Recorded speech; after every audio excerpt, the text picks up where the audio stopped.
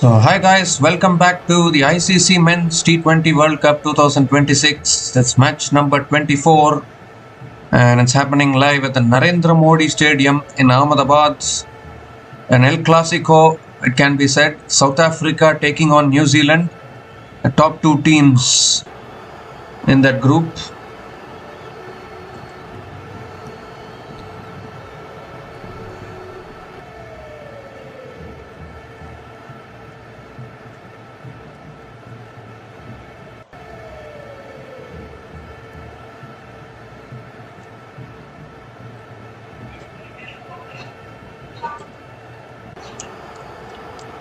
It's a match from Group D. Top two teams of Group D going head to head against each other today. South Africa taking on New Zealand. Whoever wins this match will be officially qualifying for the Super 8 because it will be their third win in this tournament. They'll be continuing their unbeaten run and they will also seal qualification to the next round. Whoever loses will have to win their last match and seal their qualification, which I think they will do because New Zealand's last match will be up against Canada and South Africa's last match will be up against UAE. So definitely lower ranked teams, they should be backing themselves to win against them.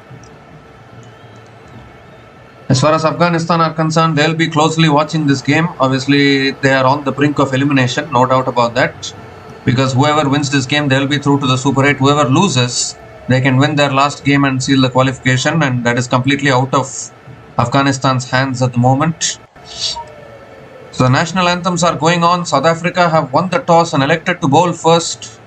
I think it's a safe decision, can be said, because Ahmedabad has proved to be batting friendly conditions. In batting friendly conditions, it becomes very tough to defend totals, and South Africa themselves experienced it in the previous game where they had to huff and puff before defending 188. It became tied and then went to 2 super overs, and then South Africa managed to win it. So it becomes extremely hard to defend totals, and the dew also tends to come in at Ahmedabad.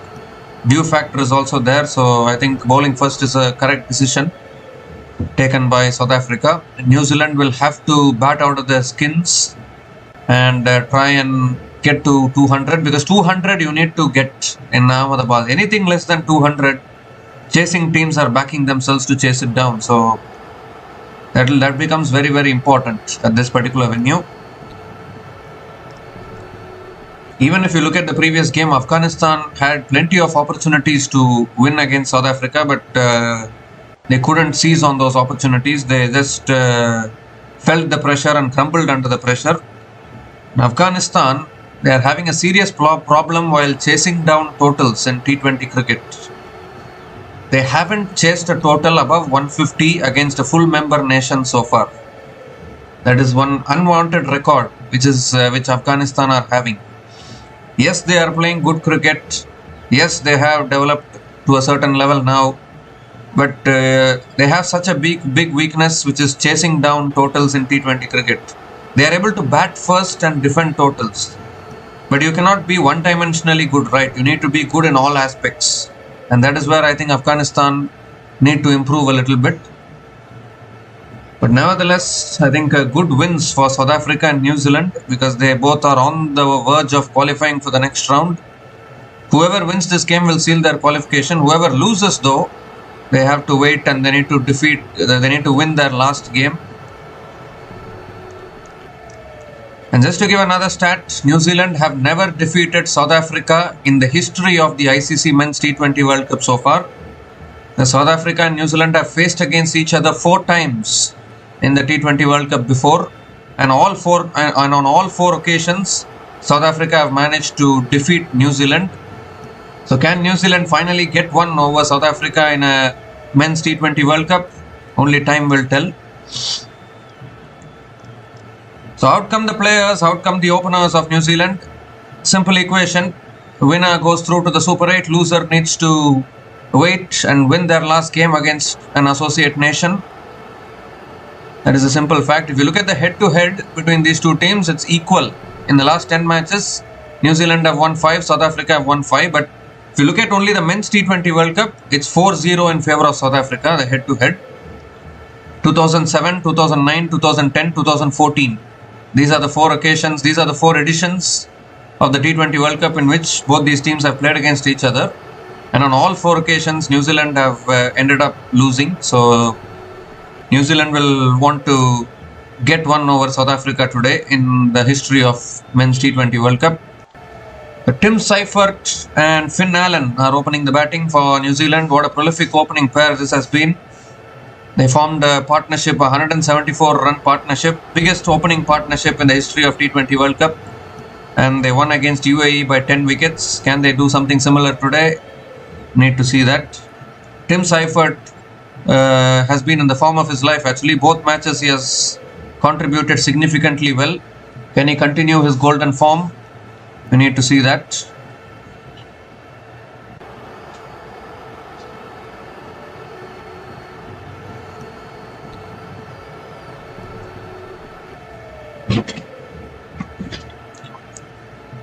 So Lungi Ngidi has the new ball in his hand. He's going to be bowling the first over for South Africa. Tim Seifert is going to be on strike for New Zealand. And just seconds away from starting this epic clash at the Narendra Modi Stadium in Ahmedabad.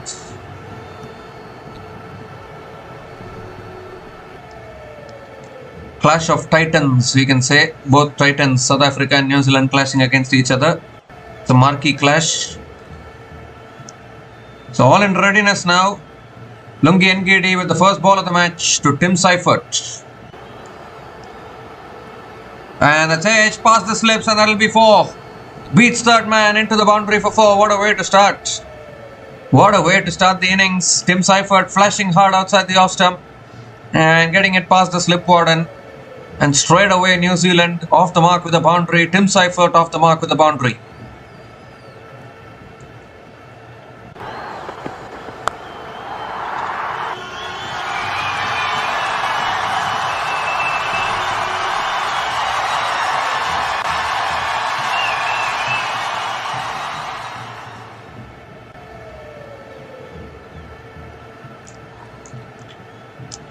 The second ball of the over coming up.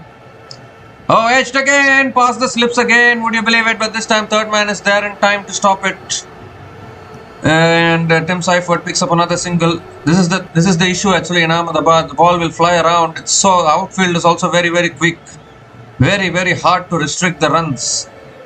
When South Africa, they struggled so much in the previous game before they got over the line against Afghanistan. So it's an extremely hard ground to be a bowler. You don't want to be a bowler in Narendra Modi Stadium, Ahmedabad, that is for sure. Runs will flow. So Finn Allen now taking guard. He's back on strike. Finn Allen was part of the Perth Scorchers team which won the Big Bash trophy last month. He played an important role in that title win. So he'll be high on confidence. He's been in golden form of late in T20 cricket. Third ball of the over coming up from Finn Allen.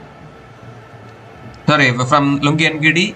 And Finn Allen drives it down the ground to mid-on and gets off the mark with a single. So South Africa have made one change today to their playing 11. Corbin Bosch is back into the playing 11 in place of George Linde. And understandable because George Linde had an off day in the previous game. It was very, very expensive. So I think they have gone back to Corbin Bosch, who is also a bowling all-rounder. New Zealand are unchanged from their last two matches. And New Zealand are unchanged from their previous game. They are going in with the same team today. The fourth ball of the over coming up. Oh, he clears his front leg there. It was a slow ball, full delivery. Seifert hits it down the ground to mid-off. Another dot ball from Lungisani and Ngidi.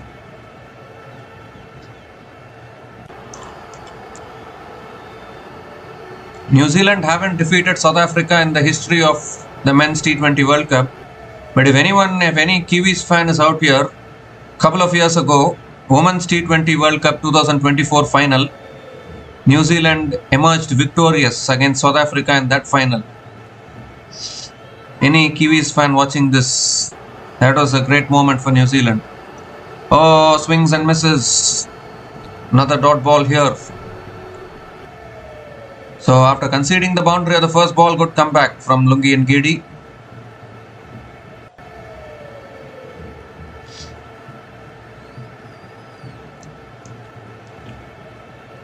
Well, I thought the way Kagiso Rabada bowled in the previous game, I thought he might also be dropped today, but nope, they are continuing with Kagiso Rabada. I mean, bowling 2 no balls in that last over against Afghanistan was simply ridiculous, nothing short of ridiculous for such an experienced bowler. Last ball of the over coming up, little bit of an inside edge towards mid-on, and Seifert picks up another single to finish the over. 7 runs came from that over, and New Zealand are now 7 without loss after 1 over.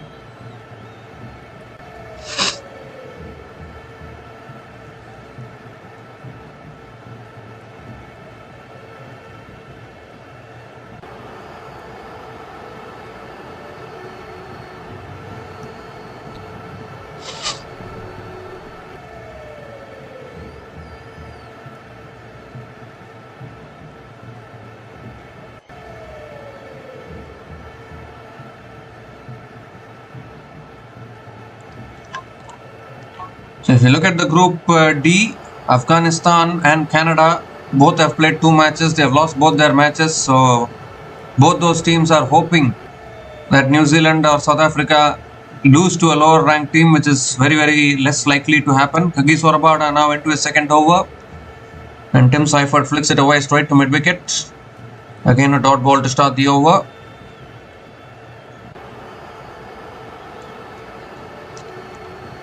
New Zealand are currently the women's T20 champions. They are the reigning T20 champions in the women's T20 World Cup, but they are yet to win the men's T20 World Cup. So New Zealand have a chance. If they can win this World Cup, it will be a double for them, just like how we saw Hobart Hurricanes and RCB doing the double. Like Hobart Hurricanes last year, they won the men's Big Bash earlier in the year, then they won the WBBL. They had the men's BBL and WBBL at the same time. Similar to RCB now, RCB are the IPL champions and WPL champions at the same time. So we are seeing all these double delights. Can New Zealand also join that list? We need to see an ICC tournament list where both genders of the team winning that particular tournament. That will be something historical.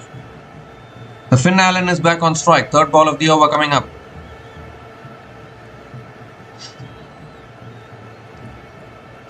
Oh, that beats the outside edge. So finally Kagiso Rabada bowling like Kagiso Rabada. Pace bounce beats the outside edge of Finn Allen. This is the Rabada we all know, not the Rabada that bowled against Afghanistan few days ago.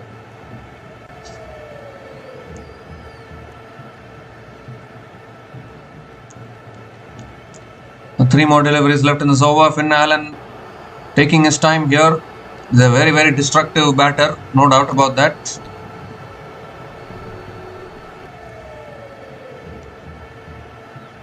Oh, he moved across his stumps, was looking to scoop it away there.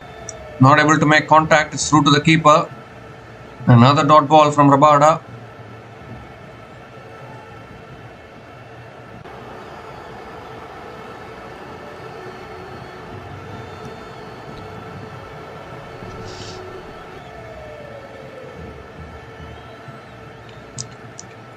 Two more deliveries left in this over.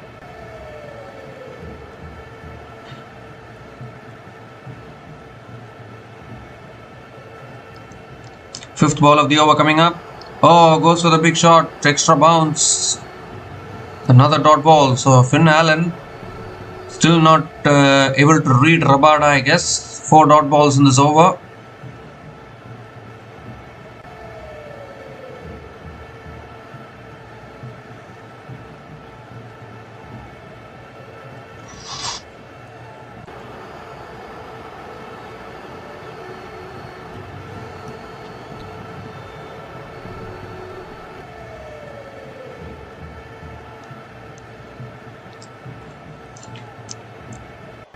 So last ball of the over coming up from Rabada. Full again is driven down the ground by Finn Allen. Mid-on comes around as well. Finn Allen picks up another single to finish the over. So just 2 runs came from that over. Good start from Rabada. And New Zealand are now 9 without loss after 2 overs.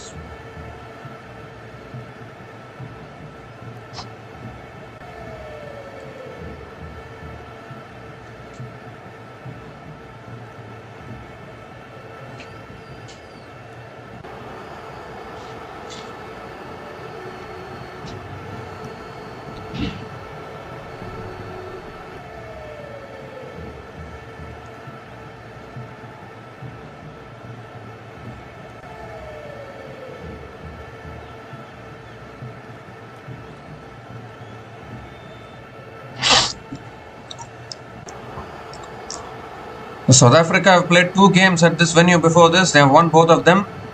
They won quite comfortably against Canada. Then they had to huff and puff against Afghanistan. That's over the top. That's 6, is it? No, 1 bounce into the boundary for 4. So finally Finn Allen getting his timing there. Full and wide from Lungisani and Ngidi. And Allen starts the over with a boundary. His first boundary in this innings. Lovely shot over point.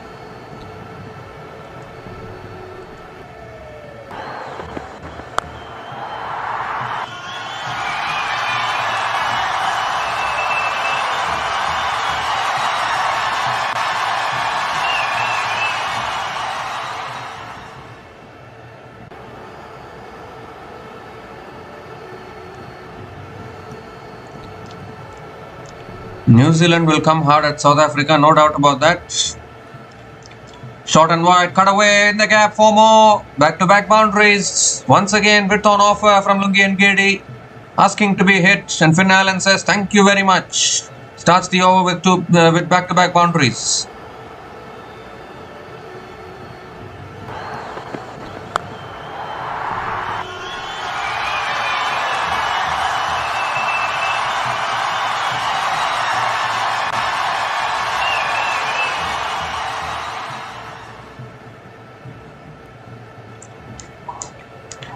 Lungisani and Ngidi suddenly looking off color a little bit ever since the previous match. I mean, the super over.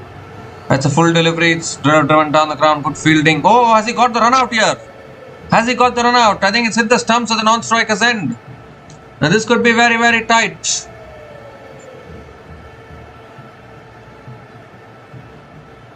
This could be very, very tight here.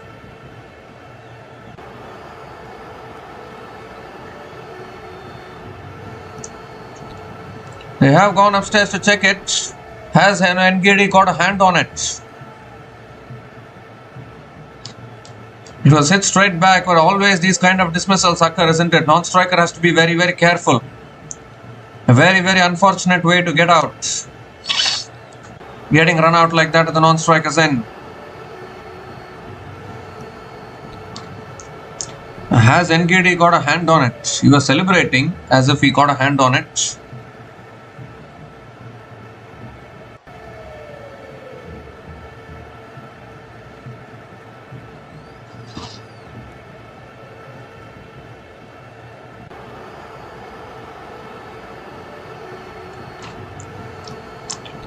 Not quite sure whether he's got a hand on it or not. Checking the ultra edge for this also.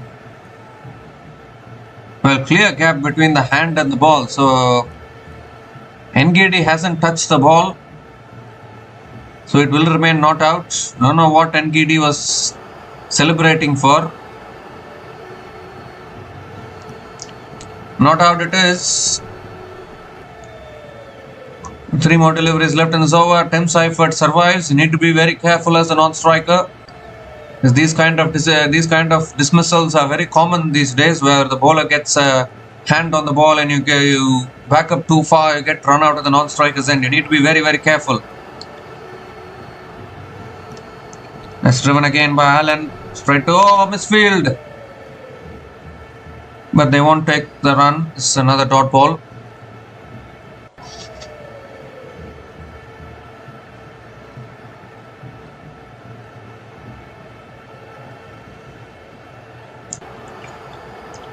If Ngidi had got a hand on it, Seifert would have been on his way there, but not to be.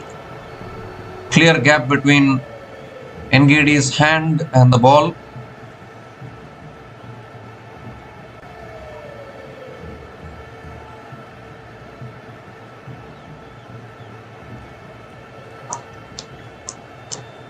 Two more deliveries left in this over. Fifth ball of the over coming up. And now then, Allen goes big. How big? Big enough. All the way for 6. Over long on. You bowl it in the slot to this man. He is very, very strong. And he hits it straight over long on for 6. Finn Allen, the first 6 of this innings for New Zealand. A lovely shot down the ground.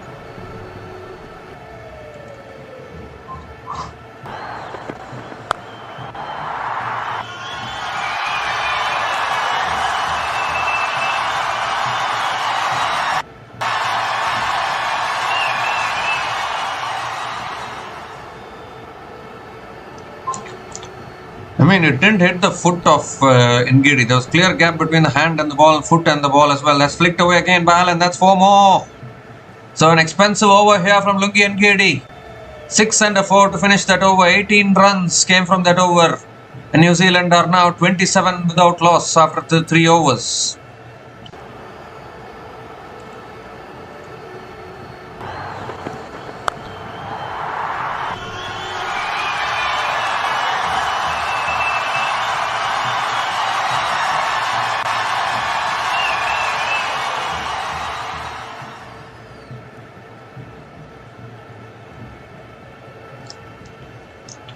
I mean, the ball didn't hit the hand of Ngadi there. It was clear there. That's why they kept the ultra edge. It was flat line. It didn't hit the hand of Ngadi. It didn't hit the boot of Ngadi, and that's why it was given not out. It had to hit something of Ngadi, and then it should have gone onto the stumps, but that didn't happen. Seifert was short of his ground. If he had got a hand on it, he would have been in trouble. Anyways, Marco Jansen, new bowler, into the attack. Seifert goes down the ground, over mid-on, and has it all the way for 6 as well. So good counter-attacking here from New Zealand. What a way to start the over. Once again, length ball from Jansen. And Seifert, needing no second invitation, starts the over with a 6.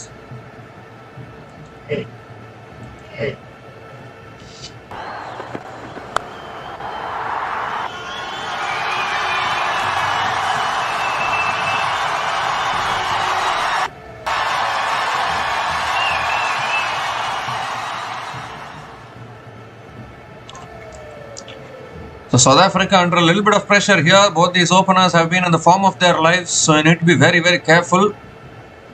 Tim Seifert has been having a golden patch in this tournament. He played well against Afghanistan. He played well against UAE as well. Second ball of the over coming up. Edged and taken. First wicket for South Africa. And what a huge wicket that is. Jansen strikes back after conceding the 6. He bowled a short delivery there. Bounced out Seifert, who's looking to pull it away. And it's gone off the edge through to the keeper. And that is exactly what South Africa wanted. Break this partnership as early as possible.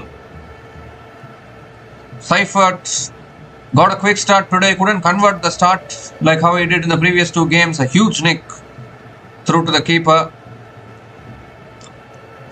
And a much needed breakthrough for South Africa. Tim Seifert is gone after scoring 13 runs from 9 balls, and New Zealand are now 33 for 1 after 3.2 overs.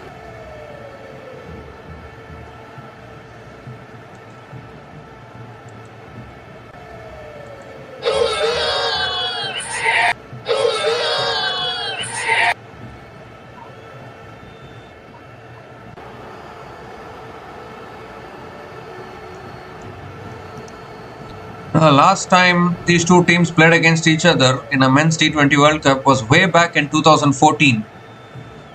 If anyone remembers, New Zealand needed 7 runs to win from the last over. Dale Steyn defended it against New Zealand and won it for South Africa. After that, New Zealand and South Africa are clashing only now in the men's T20 World Cup.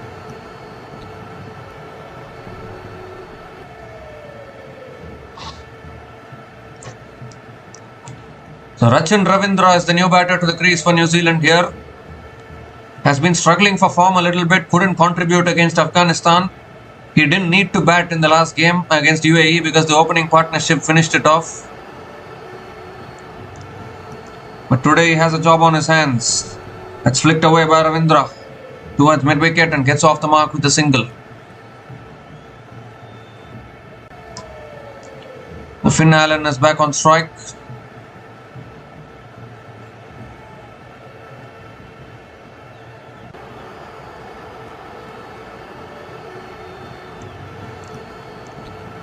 So the winner of this match will be officially through to the Super 8. That is for sure. The loser can still make it to the Super 8. The loser of this match also has 90% chance of making it to the Super 8 because New Zealand's last match is against Canada. So if New Zealand loses this, they can beat Canada and qualify. If South Africa loses this, they can beat UAE and qualify for the Super 8. That is the scenario. Edged past the keeper past the third man region and into the boundary for 4. Finn Allen again. His 4th boundary in this innings. Off the edge, the ball is flying so quickly to the boundary. Again, looks like a good batting wicket. 4th boundary for Finn Allen.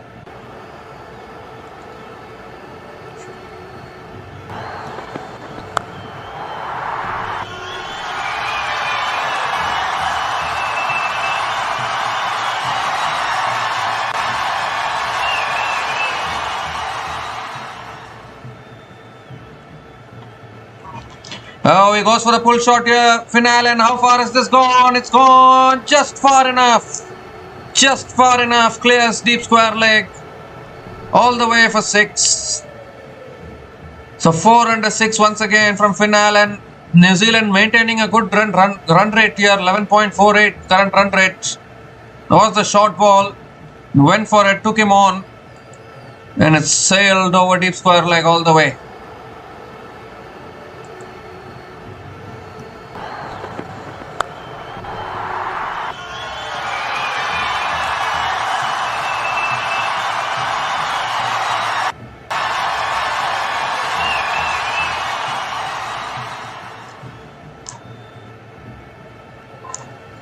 Last ball of the over was back of the length, flicked away again. There's another dot ball to finish the over. 17 runs came from that over. And New Zealand are now 44 for 1 after 4 overs.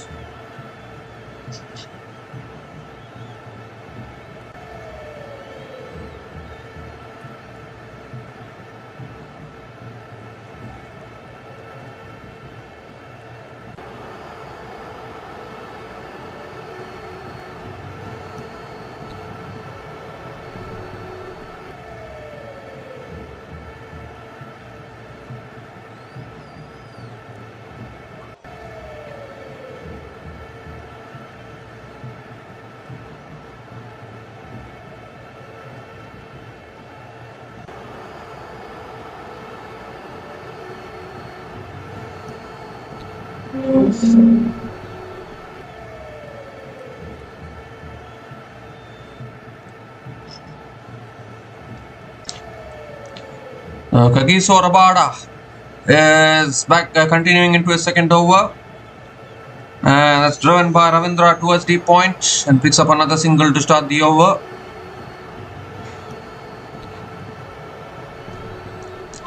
Current run rate now 10.80. Finn Allen has already raced to 30 from just 14 balls. What a outstanding player he has been in the last 1 month or so. Whether it's playing for Perth Scorchers or whether playing for New Zealand, he has been incredible actually to watch. New Zealand look serious contenders actually in this World Cup. They look serious contenders. Can't write them off at all. Now what happened there? I think the ball has slipped out of Rabada's hands. It's given as dead ball.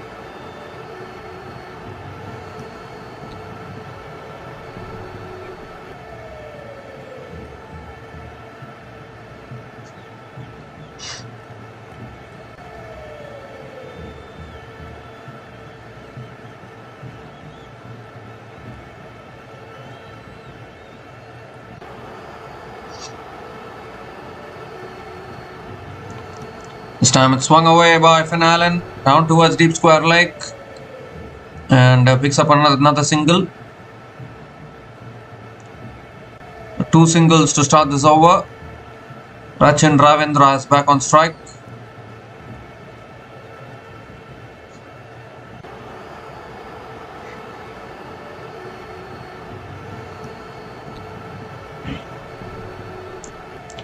So South African fans in the crowd watching this game, they'll be very happy, proud South African fans, no doubt about that. Third ball of the over coming up. This time back of the length, and Ravindra defends it back to the bowler. Another dot ball from Rabada.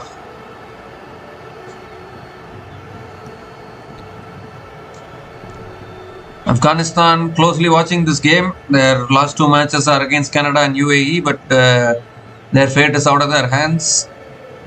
Thing is, one of these teams will seal their qualification today to the Super 8, and one of these teams need to wait.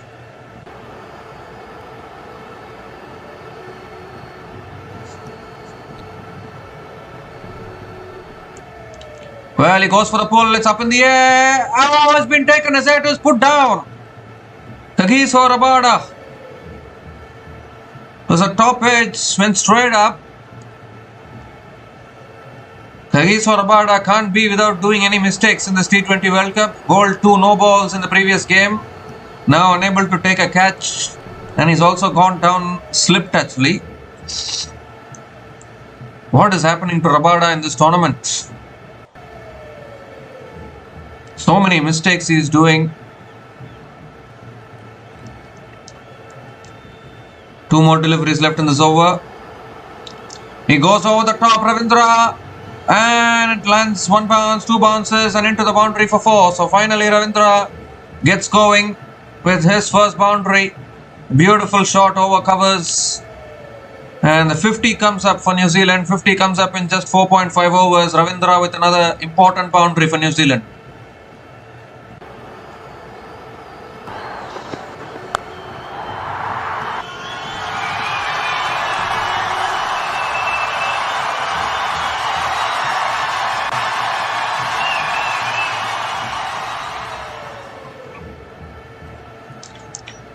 This time on a good length, defended towards the point, and Rachin Ravindra picks up another single to finish the over. 7 runs came from that over, and New Zealand are now 51 for 1 after 5 overs.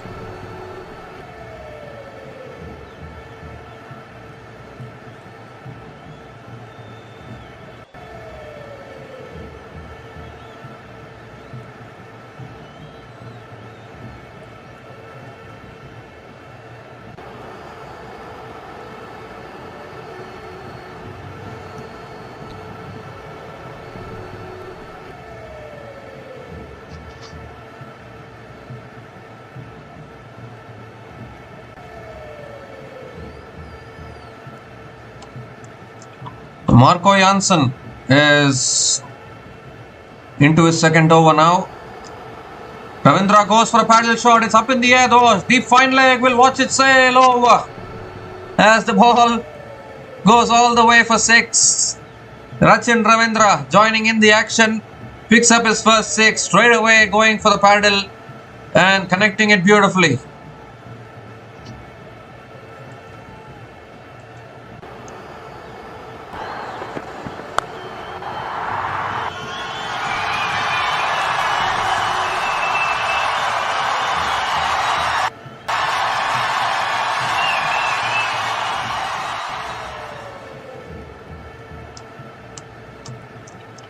Edged and taken brilliantly at short third man. What a catch that is. Terrific catch, running and diving across to his right.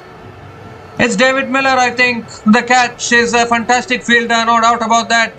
Rachin Ravindra is on his way. Marco Jansen picks up another wicket. He picked up the earlier wicket of Tim Seifert. He picks up another one. He picks up his second wicket. And New Zealand 2 down here.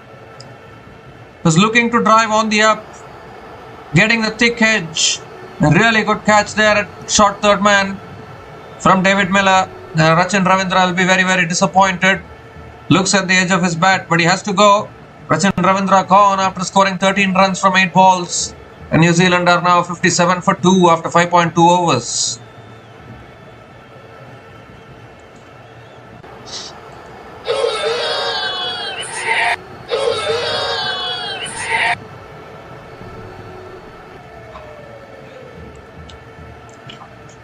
So Rachin Ravindra's lean patch in T20 cricket continues. Again only scoring 13 today. Not able to make a significant contribution with the bat. Looks like Glenn Phillips is the new batter to the crease, but New Zealand are now 57 for 2 after 5.2 overs, and it's also the time for the drinks break.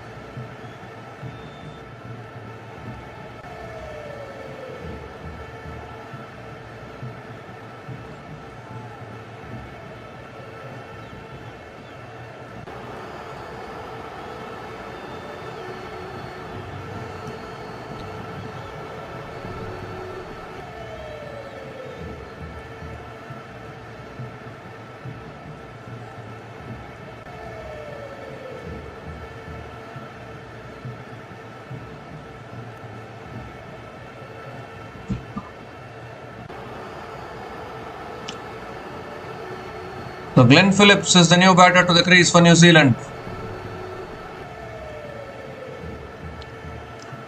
Marco Jansen picking up the first 2 wickets, very important wickets at this stage.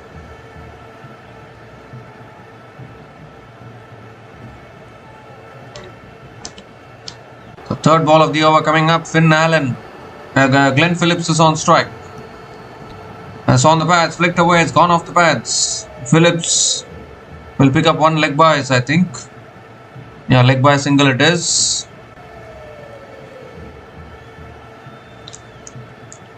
The New Zealand have started well, but the 2 wickets that have fallen have slightly put some pressure on New Zealand, although they still have Finn Allen batting on 31 from 15 balls with 4 boundaries and 2 sixers.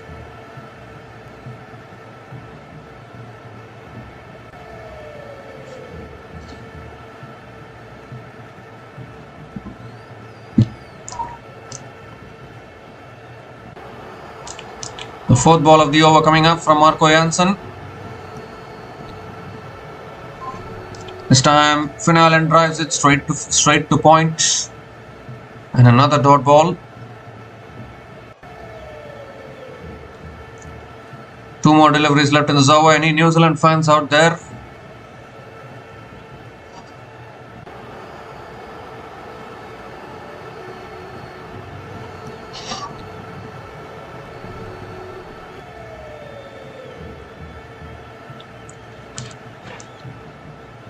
Two more deliveries left in this over.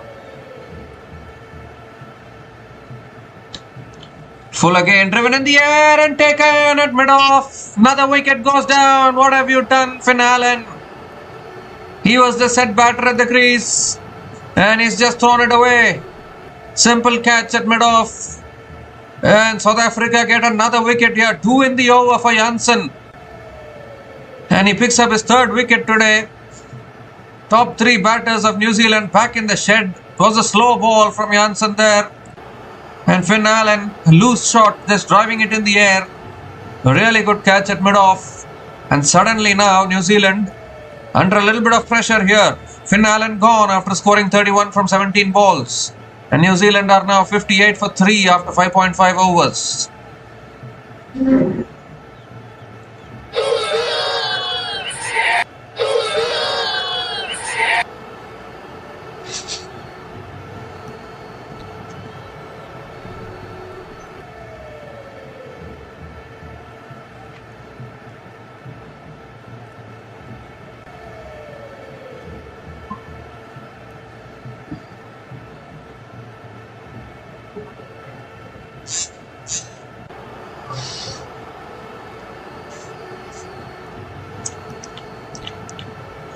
So Mark Chapman is the new batter to the crease, and New Zealand, they got off to a very bright start, but suddenly losing too many wickets here. Three down inside the power play. That is not going to help the cause. Two new batters at the crease now for New Zealand. Both yet to get off the mark. Glenn Phillips and now Mark Chapman. Marco Jansen 3 for 23 in his 1.5 overs. Last ball of the over coming over the wicket. Coming around the wicket. And that's back of the length. Driven again straight to covers. It's another dot ball to finish the over. 7 runs came from that over, including 2 wickets. Launch phase is over. New Zealand are 58 for 3 after 6 overs after the launch phase.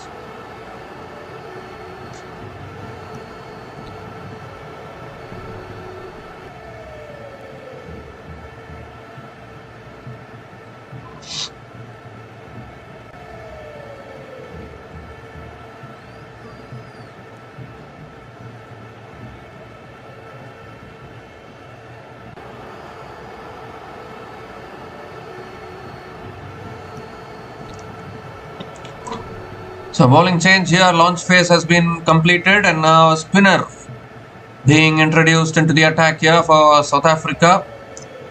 Keshav Maharaj is the new bowler into the attack. Glenn Phillips is going to be on strike. Consolidate phase is going to begin.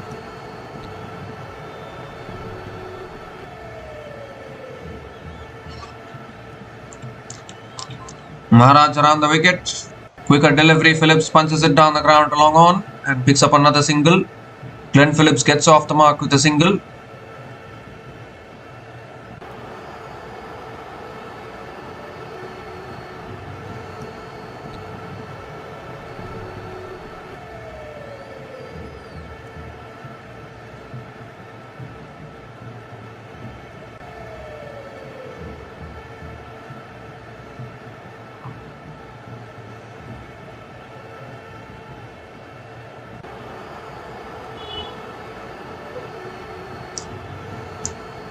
Second ball of the over coming up. Chapman goes for a sweep. Has he got the gap? You bet he has. Another boundary. So what a way to get off the mark for Mark Chapman. Straight away pulls out the sweep against Maharaj. Succeeds in doing so. Picks up his first boundary today.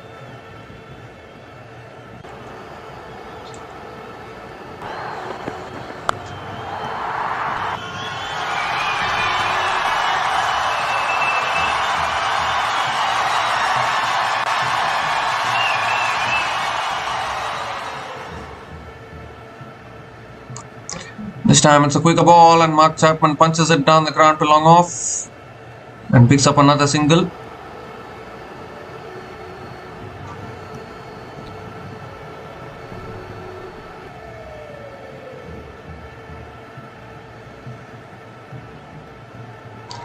Oh, he's bowled him! Maharaj strikes again, goes straight through the defences of Glenn Phillips, who's looking for the big booming drive there. Glenn Phillips has gone right through him.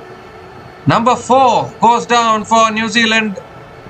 And they're going down very quickly here. I don't know what Phillips was trying there. A little bit of an inside edge onto the leg stump. And South Africa continue to take wickets. Suddenly now, New Zealand 4 down.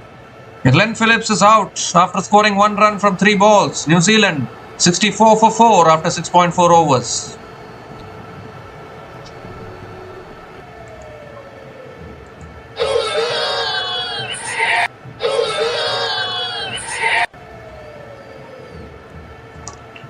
Now then, New Zealand losing wickets at quick successions. Almost every over a wicket is going down. This is not going to help their cause. That is for sure.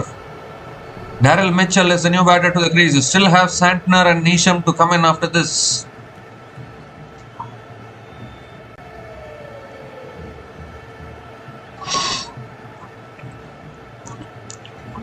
Two more deliveries left in this over.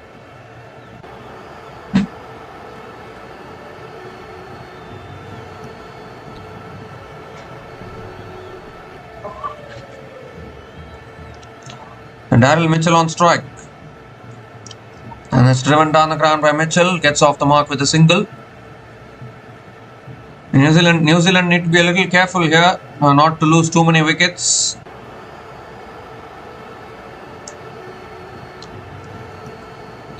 They've already lost 4. South Africa in the driver's seat has to be said, even though New Zealand have a current run rate of 9.51. Losing 4 wickets never helps. Last ball of the over coming up. And it's pulled in the air. How far has this gone?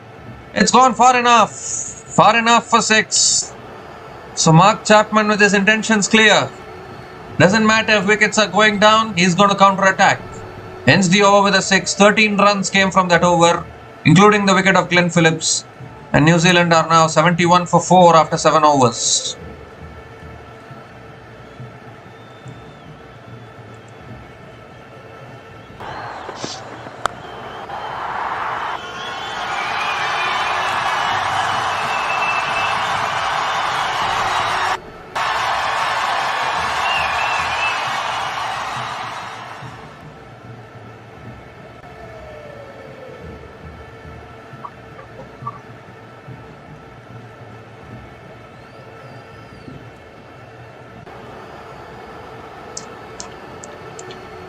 So another new bowler into the attack here for South Africa. Corbin Bosch is the new bowler into the attack. Daryl Mitchell is on strike. Oh, goes for the drive again. So close to the outside edge. Again a dot ball to start the over.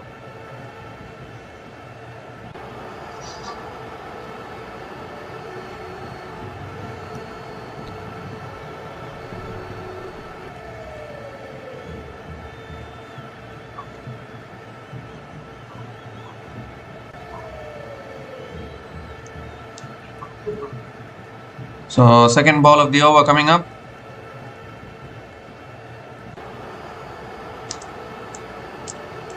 Oh, moves across his stumps again, looking to punch it away. Not far away from the outside edge, that is for sure.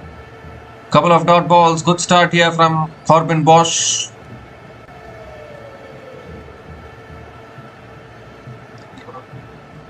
The batters to come: Mitchell Santner, James Neesham, Matt Hendry. So down to the lower order if another wicket goes down. We've lost too many wickets in quick succession, New Zealand. In the quest of going so hard, they've lost a little too many wickets. That has to be said. Third ball of the over coming up.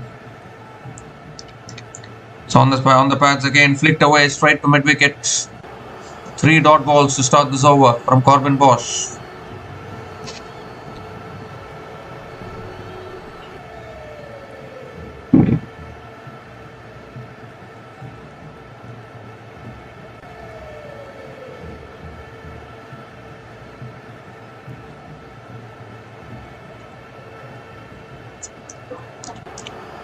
Now 3 more deliveries left in this over. Daryl Mitchell.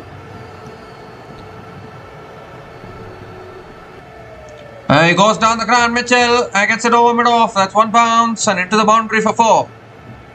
So 3 dot balls and Mitchell decided, okay, no more hanging around. Let's continue to find some boundaries. He picks up his first boundary in this innings. In the slot that time from Corbin Bosch, and Mitchell is so good straight down the ground.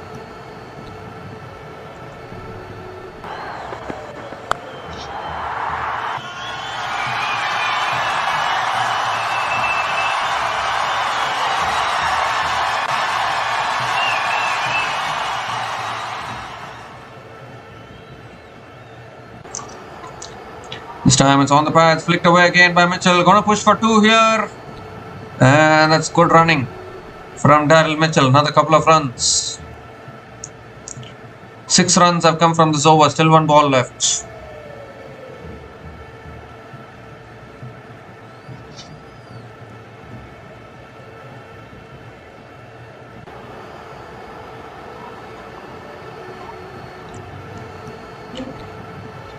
Six runs have come from this over. 1 more delivery left in this over.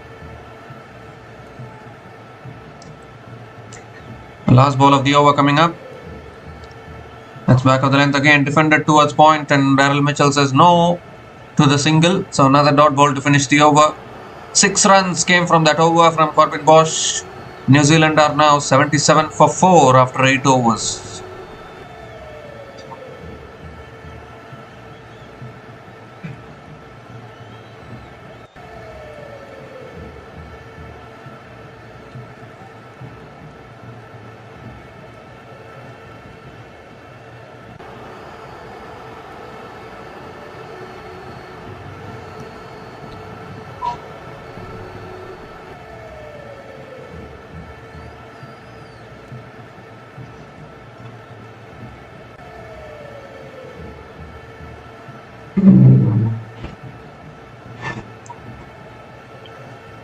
So 3 days later, New Zealand will be up against Canada in Chennai. They can seal their Super 8 spot if they can win this. Otherwise, they need to beat Canada after this. Afghanistan and Canada on the brink of elimination. That is for sure. Maharaj now continuing into his second over. Let's cut away again. Pass covers. Will that race away for 4? It's in the gap. Good fielding in the deep. And Chapman picks up another couple of runs to start the over.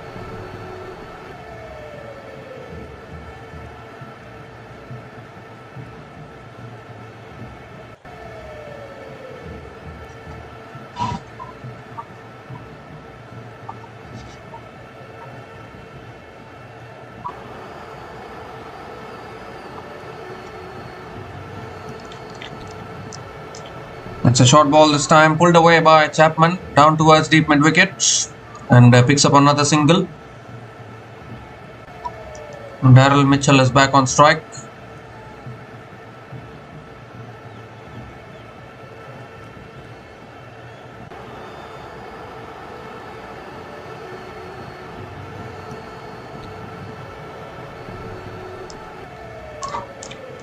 This time on the stumps, flicked away again by Mitchell.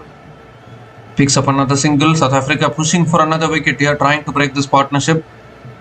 Try and get it down to Santner and Neesham. They have batting depth, New Zealand.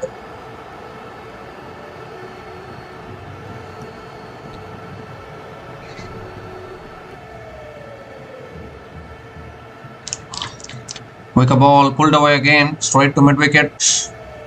Another dot ball from Keshav Maharaj.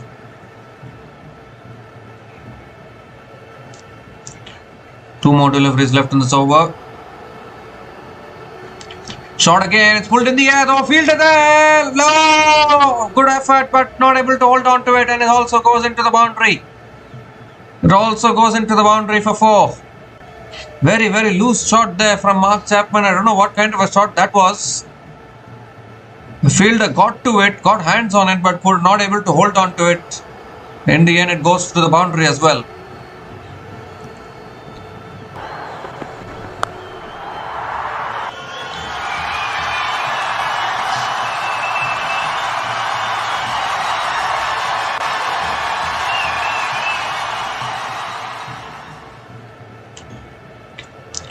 Last ball of the over is a full delivery. Chapman hits it down the ground to long on and picks up another single to finish the over. 9 runs came from that over, and New Zealand are now 86 for 4 after 9 overs.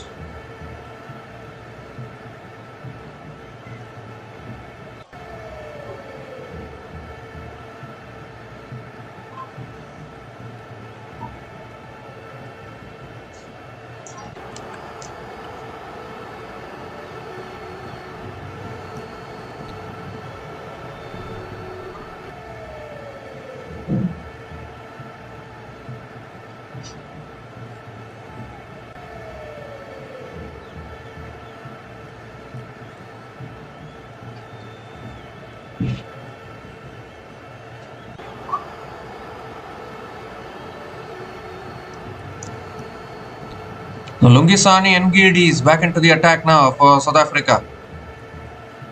That's on the pads, flicked away by Chapman. Fielder is there at deep mid wicket. Chapman picks up another single to start the over.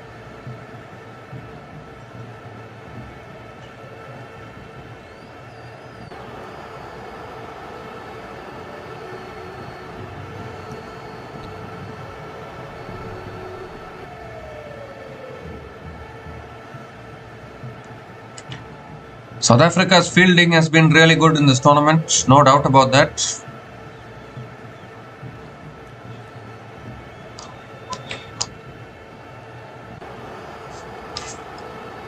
Second ball of the over coming up. Moves across the stumps. Appeal for LBW here. Umpire says no doubt they're going to have a discussion. Are they going to go upstairs? Is the height a factor? Are they going upstairs here, South Africa? I'm not quite sure. The marker is not interested, so they are not going upstairs.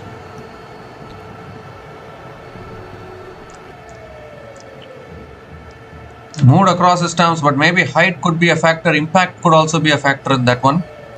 That is why I think South Africa didn't go for the review. A little circumspect here, New Zealand, suddenly after losing 4 wickets. Slow ball, flicked away by Mitchell, trying to push for 2. And they are coming back for 2. Chance of a run out. No. Good running between the wickets. Couple of runs for Daryl Mitchell.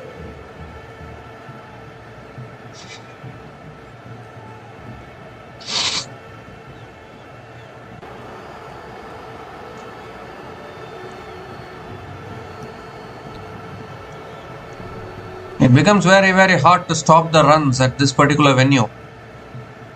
Let's look at it. New Zealand have lost 4 wickets, but still current run rate 9.37. They still can get to 200 if they can form a partnership without losing a wicket. And that is the issue at this venue. And now the dew will creep in the second innings. It becomes even harder for the bowlers. Night match, dew will creep in. That is why I think it was a very important toss to win for South Africa. That's hit down the ground again by Daryl Mitchell towards long on and picks up another single.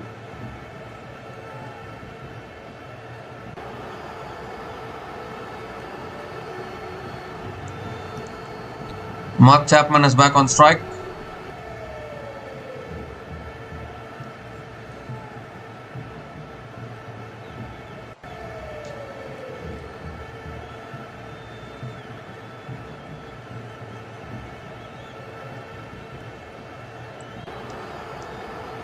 Two more deliveries left in this over. 5th ball of the over coming up.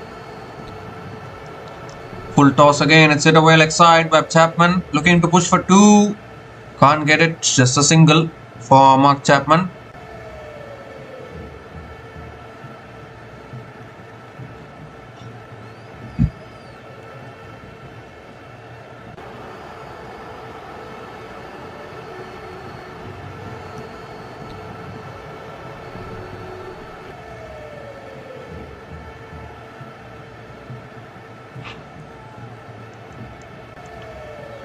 The last ball of the over coming up. Daryl Mitchell is back on strike.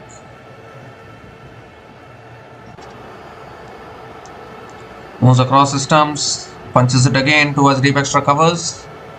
And picks up another single to finish the over. 6 runs came from that over. Good over from Lungisani and Gedi. New Zealand are now 92 for 4 after 10 overs.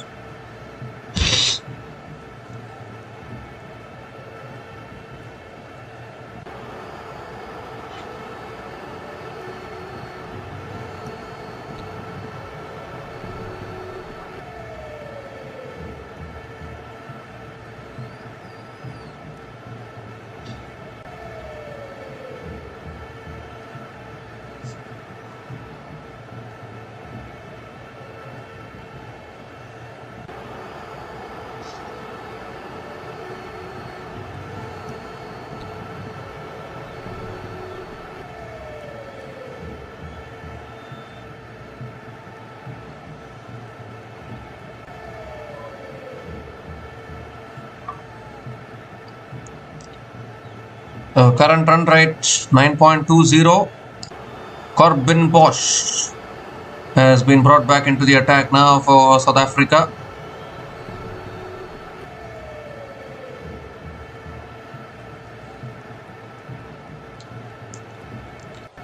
Daryl Mitchell is on strike.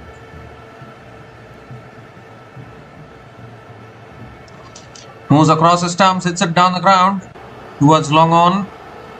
And Mitchell picks up another single. Daryl Mitchell going at run a ball.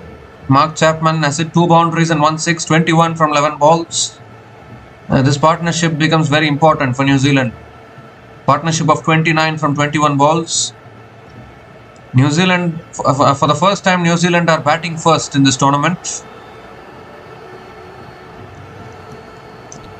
And for the first time, South Africa are also chasing in this tournament. So 2 first times today. That's punched away by Chapman. Found the gap beautifully. That's 4. So finally a boundary here for Chapman. Beautifully placed in the gap.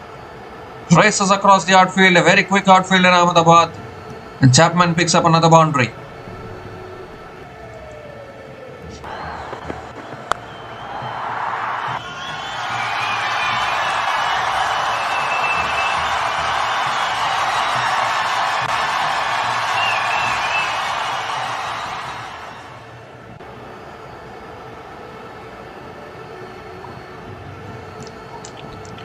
Third ball of the over. Oh, on the stumps again, looking to flick it away there, Mark Chapman.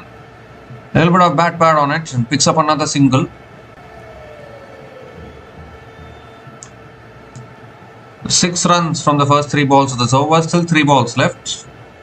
Tim Seifert, now the leading run scorer in this tournament. 167 runs for Tim Seifert in this ICC Men's T20 World Cup of 2026. He's at number 1 spot now.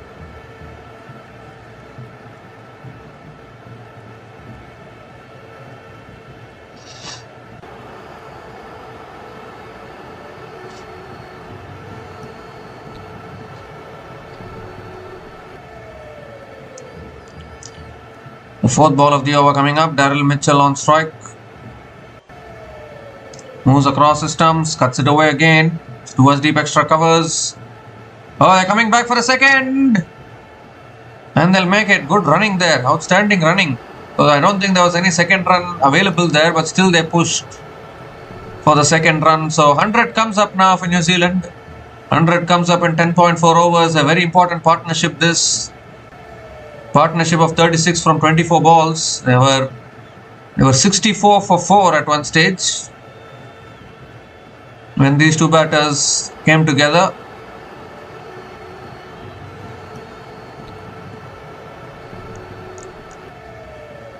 Fifth ball of the over coming up. Slow ball. Mitchell goes in the air. How far has this gone? It's over the fielders.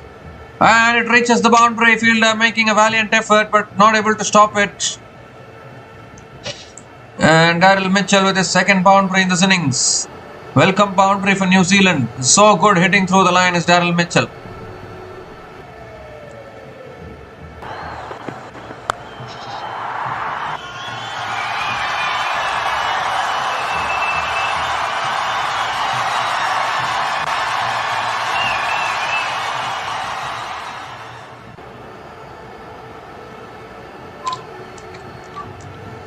The last ball of the over coming up. This time it's hit away down the ground again. Long on coming around as well. Daryl Mitchell picks up another couple of runs to finish the over. 14 runs came from that over. New Zealand are now 106 for 4 after 11 overs.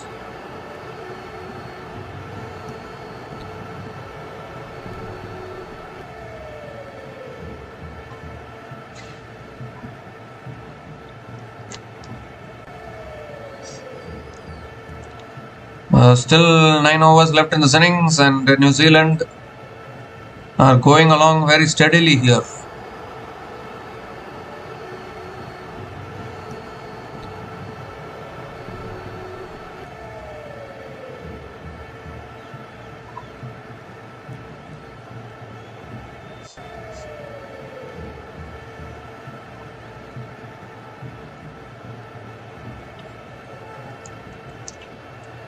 So Aidan Markram is the new bowler into the attack, bringing himself into the attack. That's a full delivery. Chapman drives it back to the bowler. Again a dot ball to start the over. 200 is on the cards. I'm not quite sure. New Zealand will be aiming for 200 from here. It's cut away again by Chapman. Out towards deep extra covers and picks up another single.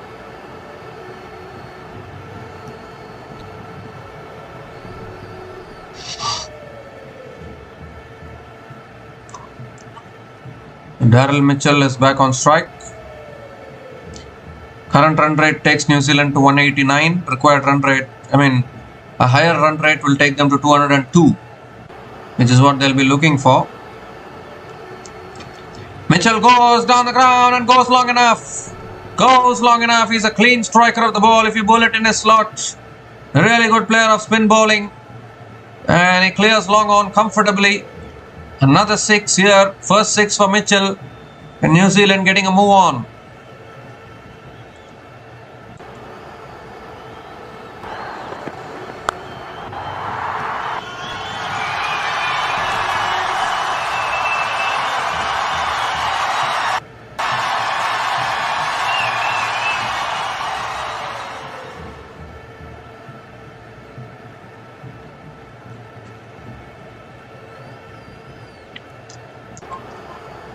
Three more deliveries left in this over. A beautiful shot there from Daryl Mitchell down the ground.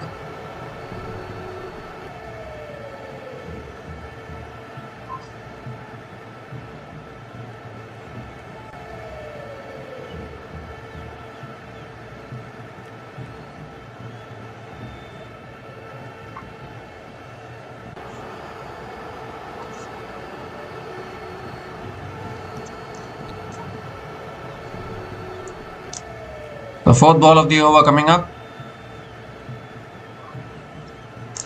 Tossed up again. Mitchell hits it down the ground. Oh my God, he's hobbling here. He's hobbling here. What has happened to Mitchell? He's hopping. Hopefully he's alright. 50 partnership comes up between these two batters. He's alright now. Mitchell, he was hopping, I thought. Partnership of 50 from 30 balls between Daryl Mitchell and Mark Chapman. And now Chapman comes down the wicket and goes long enough as well. The margin of error is so small when you're bowling to these batters. Just hitting through the line, it's sailing over the boundaries for 6. Second 6 in this over. And this time it's Mark Chapman.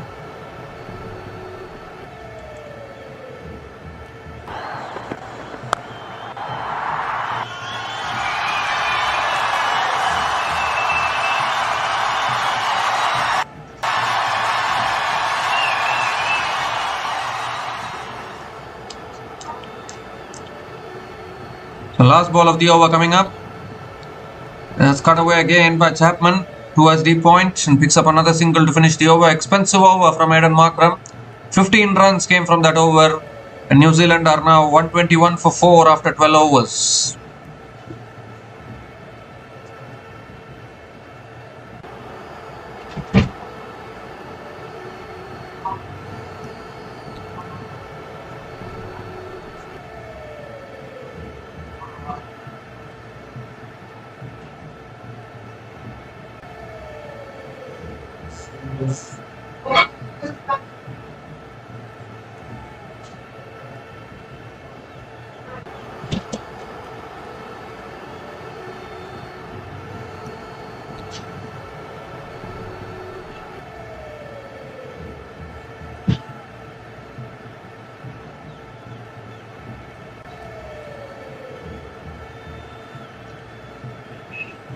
So 8 overs left in this innings and New Zealand switching gears now. Rabada back into the attack and Chapman guides it straight to point. Dot ball to start the over.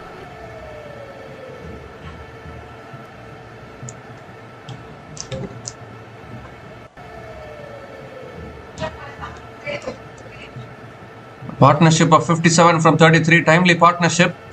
New Zealand was 64 for 4. And this is a very, very vital partnership as far as New Zealand is concerned, because only Santner and Neesham to come in after this. As Chapman hits it in the air, just it's towards deep point, and Chapman picks up another single.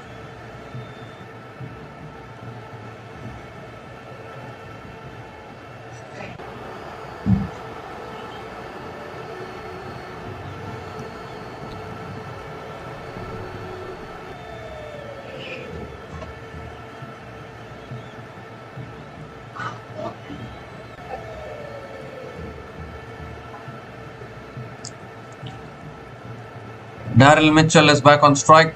Third ball of the over coming up. South Africa looking to break this partnership, looking to pick up another wicket here. Rabada has bowled much better today compared to a few days ago. That's driven down the ground. Another appeal here, but it's raced away down the ground. Long on comes around. Mitchell picks up another single. Current run rate, they can get to 180 for sure. More than 180. 200 is on the cards. Surely on the cards.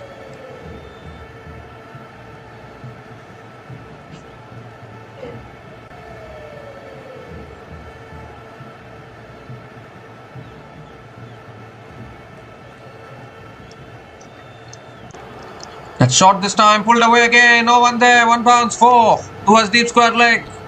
So Mark Chapman looking really positive here. 2 short on that occasion from Rabada. And Chapman picks up his 4th boundary here, and pressure building on South Africa now.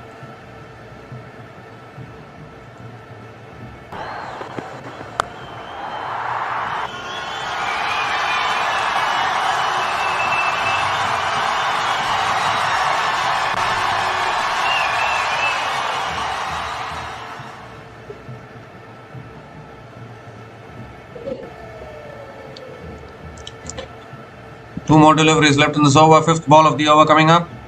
Full again. It's hit straight back down the ground. 1 bounce and 4 more. Raining boundaries here in Ahmedabad. Mark Chapman is on fire at the moment. Moves into the 40s. Moves to 43 from just 21 balls. His 5th boundary in this innings.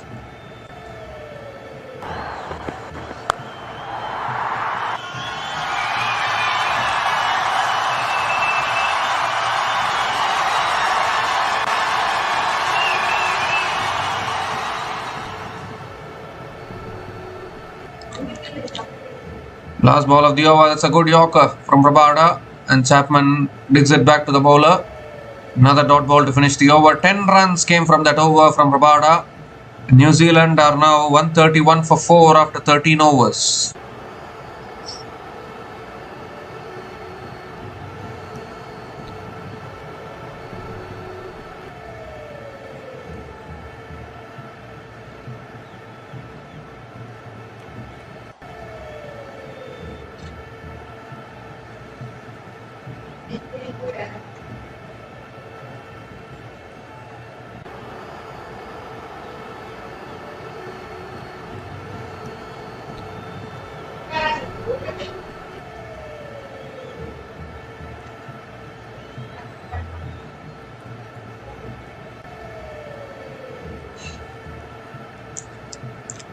Marco Jansen back into the attack.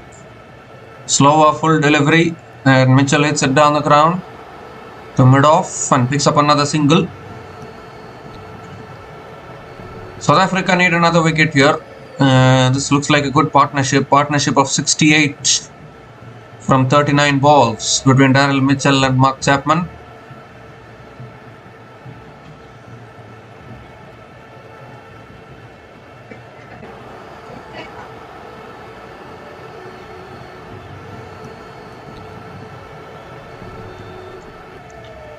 Second ball of the over coming up. That's punched away again, and the ball is racing across the outfield for 4 more. Mark Chapman picks up another boundary here, and South African bowlers just starting to feel the pressure a little bit.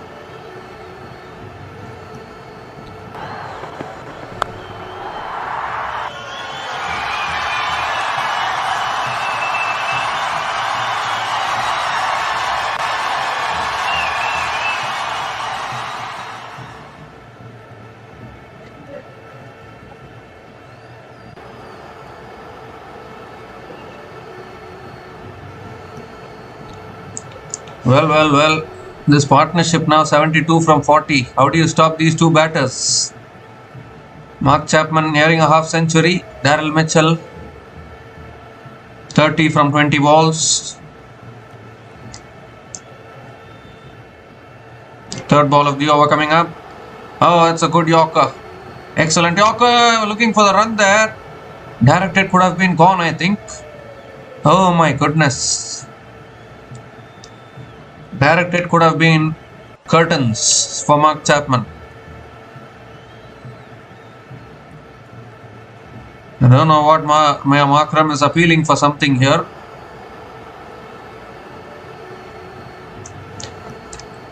Well, going for the review.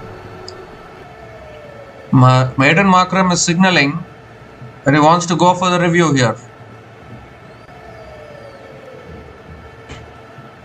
Review for LBW.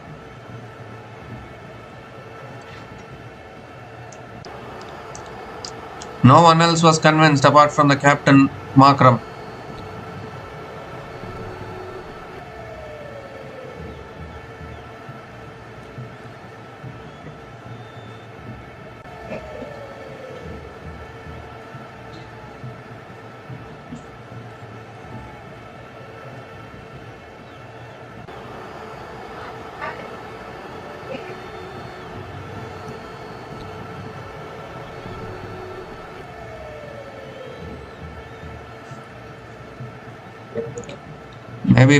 Maybe missing the leg stump, I think.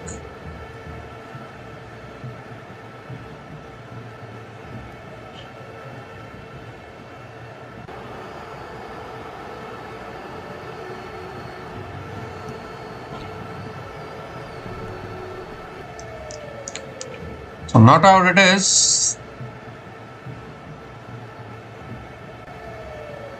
That's why even I was surprised when Aiden Markram wanted to go for the review, because it was clearly looking not out.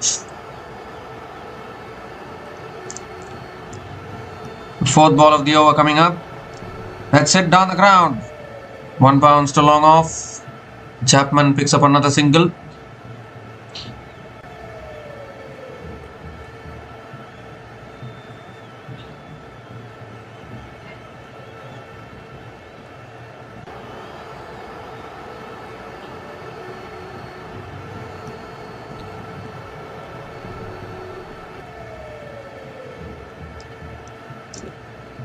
Daryl Mitchell is back on strike.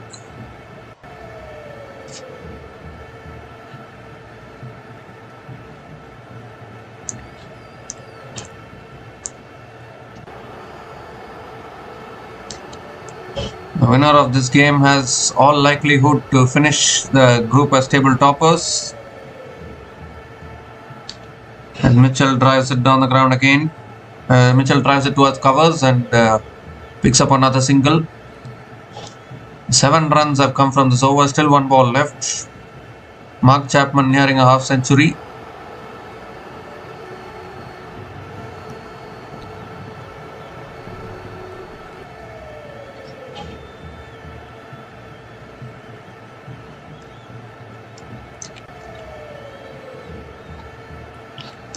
The last ball of the over coming up.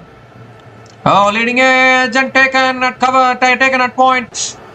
And finally, South Africa break the partnership.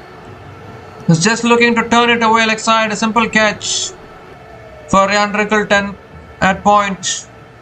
And an important wicket here for South Africa, because this partnership was taking the game away from South Africa. And guess who? It's Marco Jansen once again with his 4th wicket. Change of pace there, doing the trick. It's unfortunate that Mark Chapman has missed out on a half century. Chapman's gone after scoring 48 from 26 balls. And New Zealand are now 138 for 5 after 14 overs. And it's also the time for the drinks break.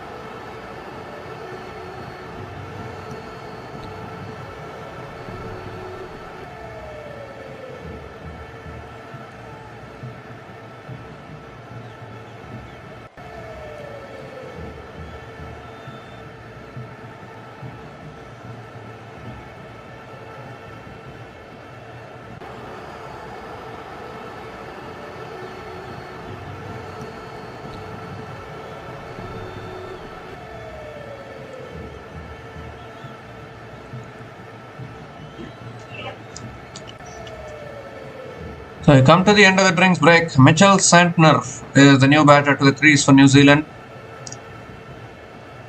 6 overs left as accelerate phase is beginning. Keshav Maharaj into his third over.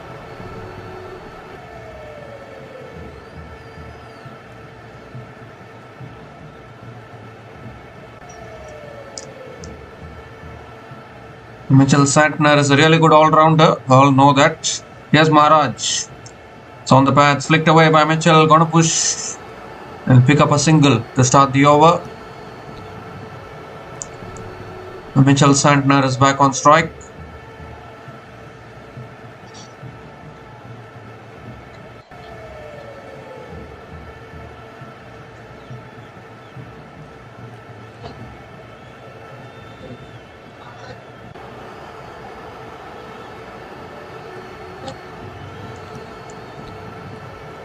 So Mitchell Santner is taking guard. He's back on strike. Very much capable with the bat. We all know that. A very important wicket at an important time for South Africa. Actually, Mark Chapman. Quicker delivery. Santner punches it down the ground. Back to the bowler. Another dot ball from Keshav Maharaj.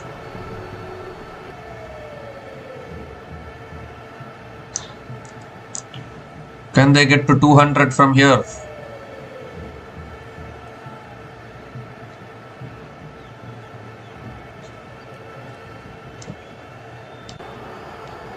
Another quicker ball, punched again back to the bowler. Another dot ball from Maharaj. Really good bowling.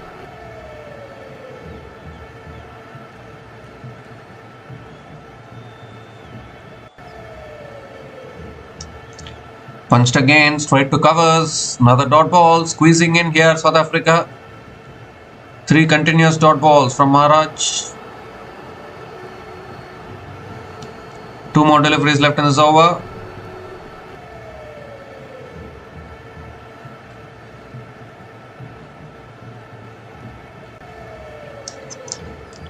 Quicker ball, flicked away by Santner, gets off the mark with a single. And Daryl Mitchell is back on strike.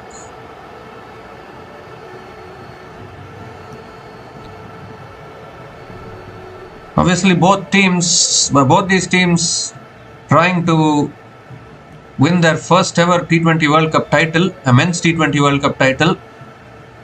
New Zealand were runners-up in 2021. South Africa were runners-up in 2024. Last ball of the over coming up. Another quicker ball, punched back to the bowler. Another dot ball to finish the over. The 2 runs came from that over. New Zealand are now 140 for 5 up 15 overs.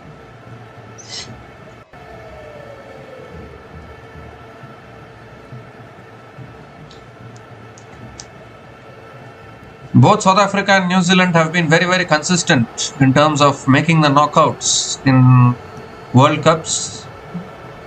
But it's just, I don't know whether it's because of bad luck or other circumstances. They haven't managed to get over the line when it matters the most in most of the World Cups.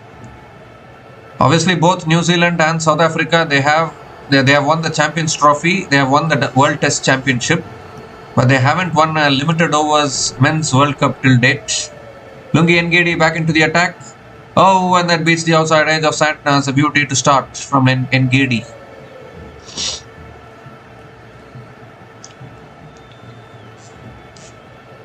South Africa, obviously the current World Test Championship winners. New Zealand also won the World Test Championship in 2021. And both these teams have also won a Champions Trophy each. It's only about the T20 World Cup and ODI World Cup. That is where both these teams are trying to get one title to their name. That's punched again straight to point. And Santner picks up another single.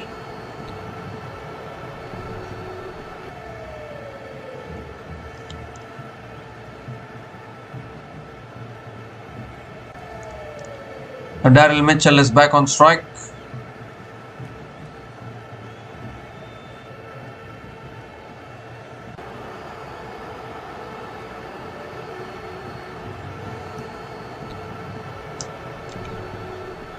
Third ball of the over coming up.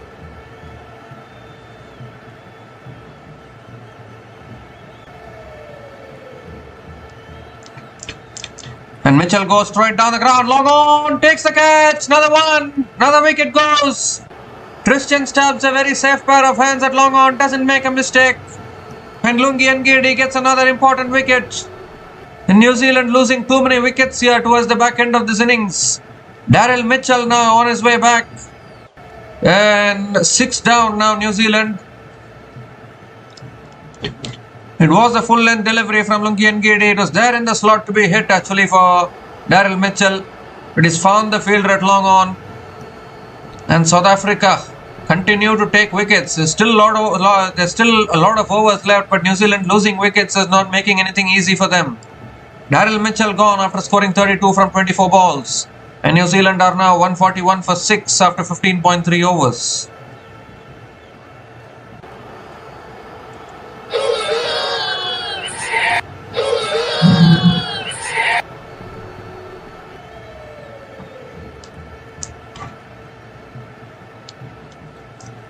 So Jimmy Neesham is the new batter to the crease for New Zealand. The last recognised batting pair for New Zealand, that is for sure. After this you have Matt Henry and Jacob Duffy and the bowlers to come in.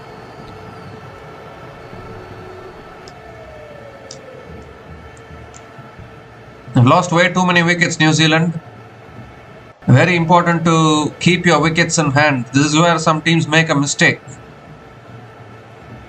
That's on a good length. Neesham defends it back to the bowler. Another dot ball from Ngidi.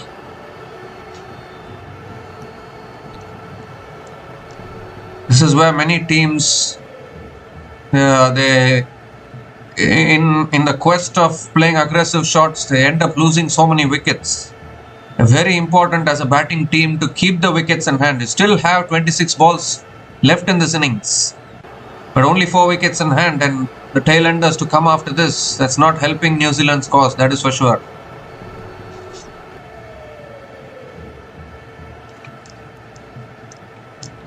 This time it's driven by Neesham towards deep point, and Jimmy Neesham gets off the mark with a single.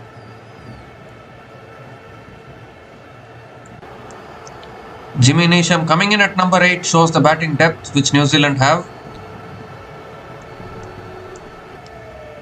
They got off to a really aggressive start, New Zealand, but then just kept on losing wickets. And suddenly now looking like they might finish with a below par total here. And looking like they were going to get 200 at one stage. Now suddenly everything is falling apart. It's punched down the ground by Santner. Will pick up another single to finish the over. Excellent over once again from Lungi Ngidi. There's 3 runs came from that over, including the big wicket of Daryl Mitchell. And New Zealand are now 143 for 6 after 16 overs.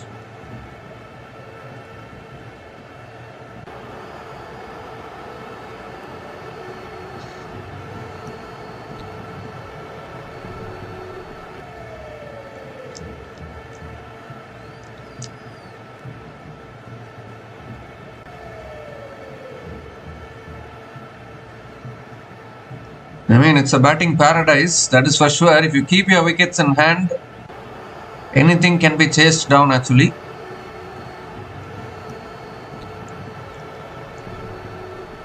New Zealand haven't beaten South Africa even once in the history of the Men's T20 World Cup. And can South Africa continue that winning streak? We saw South Africa continuing their winning streak against Afghanistan just a few days ago. Now can they do it against New Zealand as well? Corbin Bosch back into the attack. It's driven again by Mitchell Santner towards covers and picks up another single to start the over.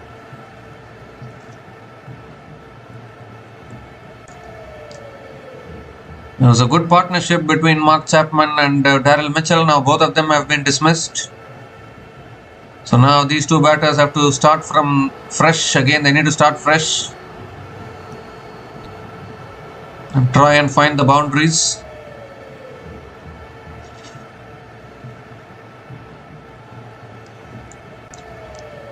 Another advantage with night matches in Ahmedabad. The dew factor plays an important role in the second innings, and that might be another major reason why South Africa opted to bowl first today. Another full delivery.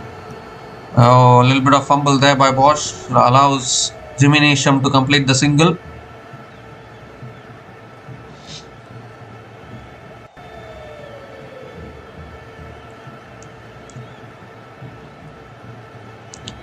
So 200 is looking unlikely from here. Brilliant bowling from South Africa in all honesty.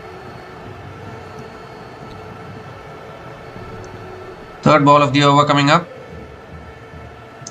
Oh, goes for the cut shot, misses it. Another dot ball from Corbin Bosch. This is brilliant bowling. Absolutely brilliant bowling from South Africa. Mitchell Santner is a big hitter of the ball, but he's only scored 4 runs from 9 balls so far. Struggling a little bit. Jimmy Neesham has just come to the crease. A very, very tough period of play for New Zealand here.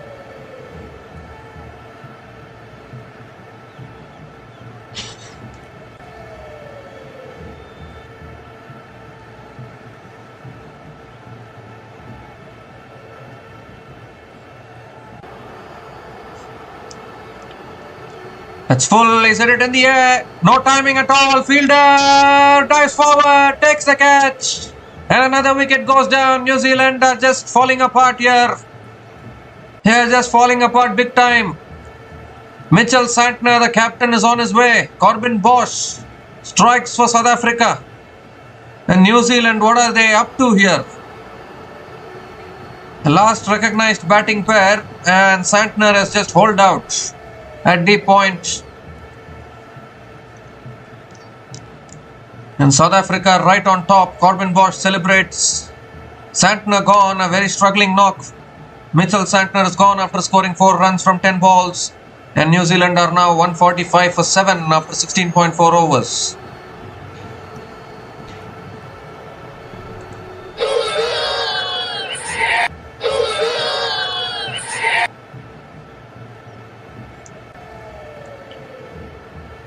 So Matt Henry is the new batter to the crease. How quickly New Zealand have fallen apart in this innings.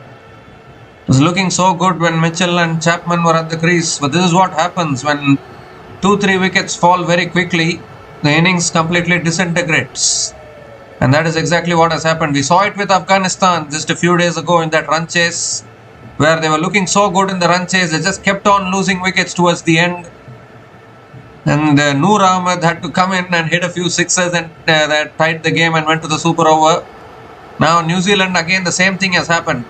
The thing with these batters is they try to go over aggressive, and when they are going over aggressive, they tend to lose too many wickets. You need to be very, very careful. Yes, T20 cricket is about aggression. T20 cricket is about hitting boundaries and finding the boundaries at regular intervals. But wickets in hand, that becomes a very, very important factor, which teams tend to forget. You need to keep your prize on your wicket first. Sometimes batters are not concentrating on that aspect. Very, very reckless at times. That is what has to be said. As defended again towards point, Neesham picks up another single to finish the over. So just 4 runs came from that over from Corbin Bosch, including the wicket of Santner. New Zealand in all kinds of problems. 147 for 7 after 17 overs with 3 more overs to go.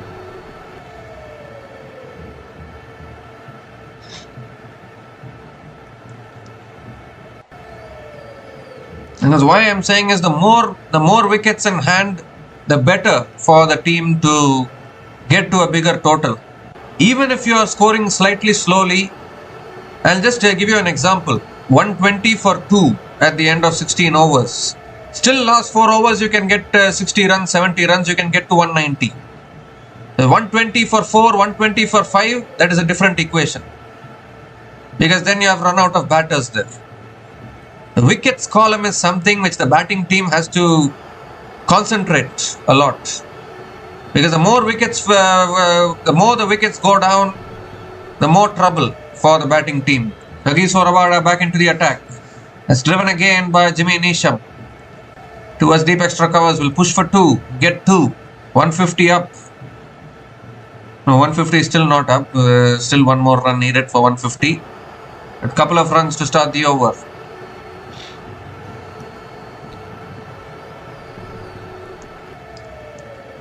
And now we are into the end overs. Still both these batters taking singles and doubles.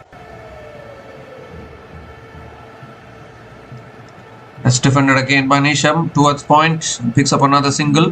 150 comes up for New Zealand.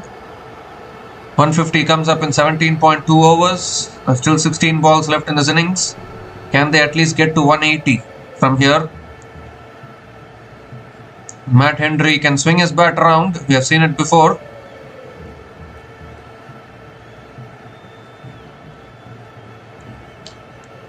I'll give a classic example for this. Yesterday, Zimbabwe versus Australia. Zimbabwe batted out 20 overs and scored 169 for 2. They had 8 wickets in hand. They had lost only 2 wickets. SH past the keeper, that's 4. So Henry picks up a very, very lucky boundary there. Went for the drive, has got the thick edge past the keeper. A very important boundary for New Zealand.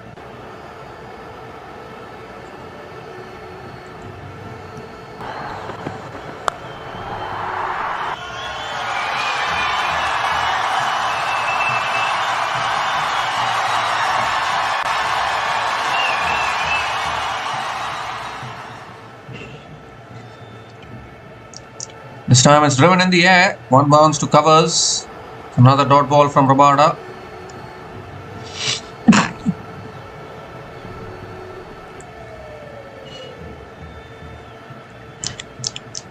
And just coming back to yesterday's game between Zimbabwe and Australia. In tough conditions, Zimbabwe batted really well, and that is why they won the game. Even though they were not going at a very high run rate, they kept their wickets in hand. They lost only 2 wickets for the entirety of 20 overs and they got to 169, which is a decent total in Colombo, obviously. In Indian conditions, it might be below par, but outside of India, it is a very competitive total. And they managed to defend it and they beat Australia. So you can take some learnings from that innings as well from Zimbabwe. They had lost only 2 wickets. That plays a major role in getting a good score. That's driven again towards deep extra covers. And Matt Henry picks up another single to finish that over. So 8 runs came from that over from Rabada. He has finished his spell, none for 27 in his 4 overs. No balls today. No problems for him. He has bowled well. And New Zealand are now 155 for 7 after 18 overs.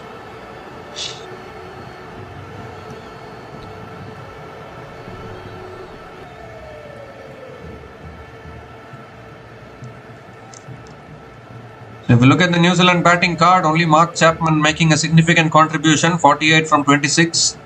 Daryl Mitchell got 32 from 24, but just kept on losing wickets. Didn't help their cause. Marco Jansen now going to be bowling the penultimate over, has a chance of picking up a 5-wicket haul here. 1 more wicket, he can complete a 5-er in T20 World Cups. Matt Henry is on strike. That's a full delivery driven away towards point and Henry picks up another single.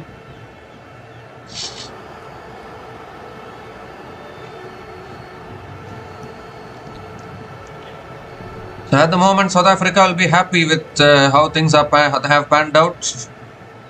7 down New Zealand. Jimmy Neesham will have to give a good finish here for New Zealand. He's a finisher with the bat. That's his role.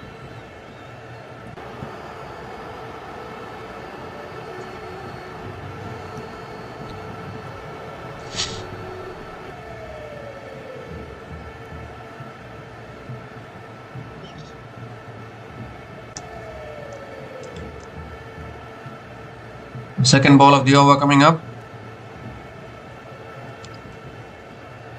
And Neesham goes leg side. It's in the gap.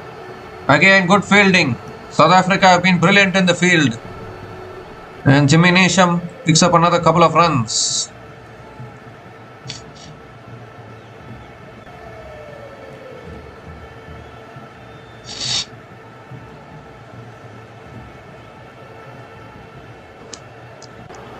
South Africa are so good in the field. We saw the other day as well against Afghanistan.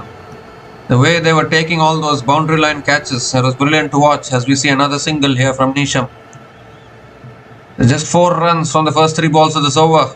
Not getting the finish that they want here, New Zealand.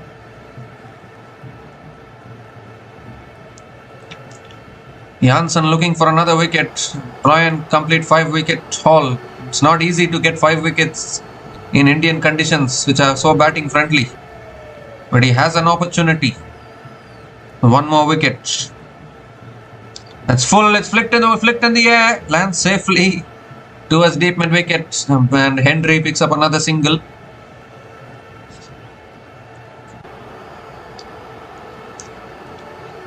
So even though Marco Jansen has gone at an economy of 9.55, he has managed to pick up 4 wickets. He's looking for a fifer. He still has 2 balls left in his spell. And if anyone deserves a fifer, I think Marco Jansen deserves it. Goes for the paddle, gets it over the keeper. That'll run away for 4. Welcome boundary for New Zealand. Finally, Jimmy Neesham gets his first boundary. And a much needed boundary for New Zealand here.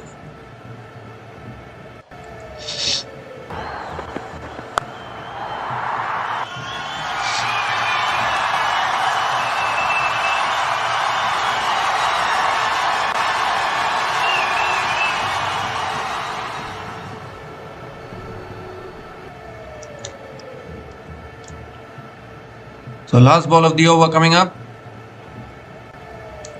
That's a short ball pulled again by Neesham towards deep mid wicket and picks up another single to finish the over. So Marco Jansen doesn't get a fifer, but he's still bowled well. 10 runs came from that over, and New Zealand are now 165 for 7 after 19 overs. Marco Jansen finishes with 4 for 40 in his 4 overs.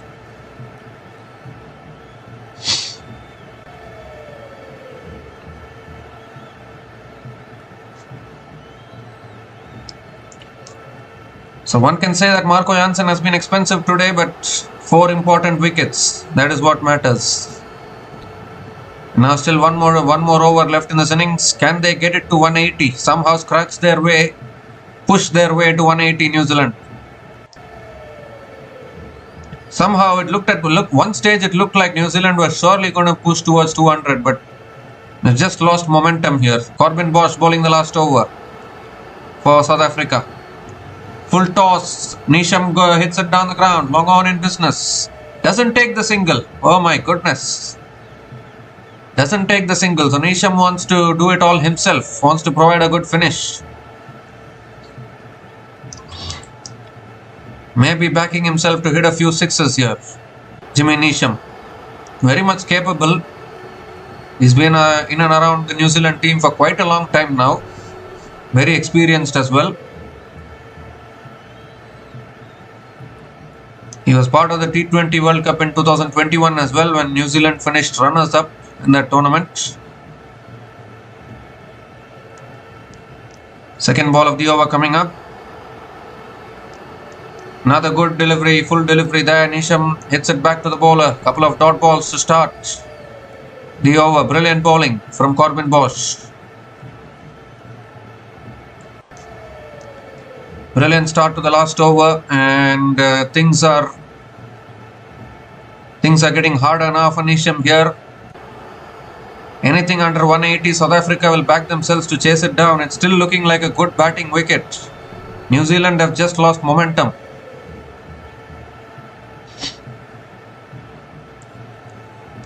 Neesham needs to just connect one big hit here. Third ball of the over coming up. I can't get it. It's down the ground to mid-off. Neesham picks up another single. Only 26 runs have been scored in the last 5 overs. It shows how much momentum New Zealand have lost towards the end of the innings. And that is exactly what happens when you keep on losing wickets.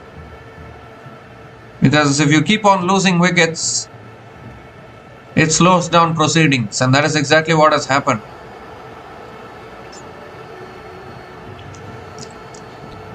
Three more deliveries left in this innings. What can Matt Henry do? Can they at least cross 170?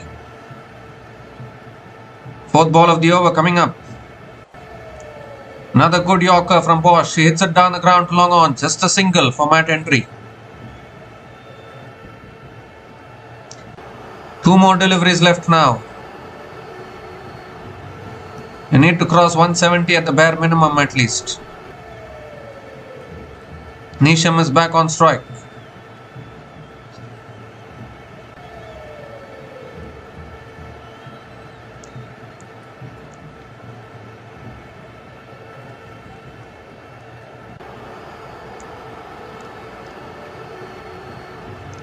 Full toss, that swung leg side. No one there. That beats deep mid wicket into the boundary for 4. Finally, Neesham connects one and picks up the boundary. They have crossed 170 with that. Still 1 ball left in this innings.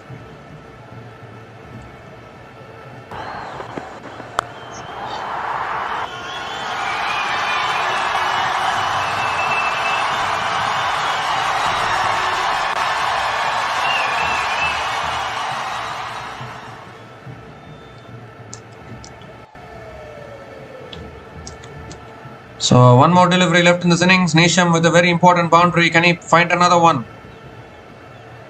Last ball of the innings coming up from Corbin Bosch. Neesham on strike. Goes down the ground. Long off. Clears mid off. And that's 1 bounce, 4 as well. So back-to-back boundaries to finish the innings for New Zealand. Finally, Neesham able to connect a few boundaries there towards the end. A positive finish for New Zealand, but they will feel that they are 10 or 15 runs short probably from where they should have been. At one stage it looked as though they might get to 200 plus, but they have fallen well short of 200. They have even fallen short of 180. So definitely New Zealand will be very, very disappointed that they couldn't get past 180, but still 175 is a decent total. South Africa will surely back themselves to chase it down. It's been a brilliant comeback from South Africa, no doubt about that. And just go through how New Zealand collapsed in that innings actually. And New Zealand got off to a very, very positive start. They were 64 for 4. First they were 57 for 1 in 5.1 overs. From 57 for 1, they collapsed to 64 for 4 at the end of 6.4 overs. And then we saw a partnership between Mark Chapman and Daryl Mitchell, a 74-run partnership. Partnership of 74 from 44 balls between Mark Chapman and Daryl Mitchell. And then again, they lost wickets in quick succession. 138 for 4 at the end of 13.5 overs. So just even at that stage, it looked as though they can get to 200. But then Chapman fell, Daryl Mitchell fell, Mitchell Santner, he couldn't get going, he fell, and the innings was looking so good. They just slowly started to disintegrate. And in the end, a few boundaries from Jimmy Neesham has got them to 175. So I'm not quite sure whether this will be enough or not. They've given their bowlers something to bowl at. It looks like a very, very good batting wicket, and it's very, very tough to defend these kind of totals at this particular venue, that is for sure. Jimmy Neesham unbeaten on 23 from 15 balls towards the end with 3 boundaries at a strike rate of 153.33. And Matt Henry also hitting a boundary there, 9 from 8 balls with 1 boundary towards the end. An unbeaten partnership of 30 from 20 balls between Jimmy Neesham and Matt Henry, taking New Zealand to 175 for 7 at the end of their 20 overs. So South Africa, when they come out to bat, will need 176 runs to win this match from their full quota of 20 overs and also seal their spot in the Super 8. We'll be back again shortly to cover the run chase. Until then, please stay tuned.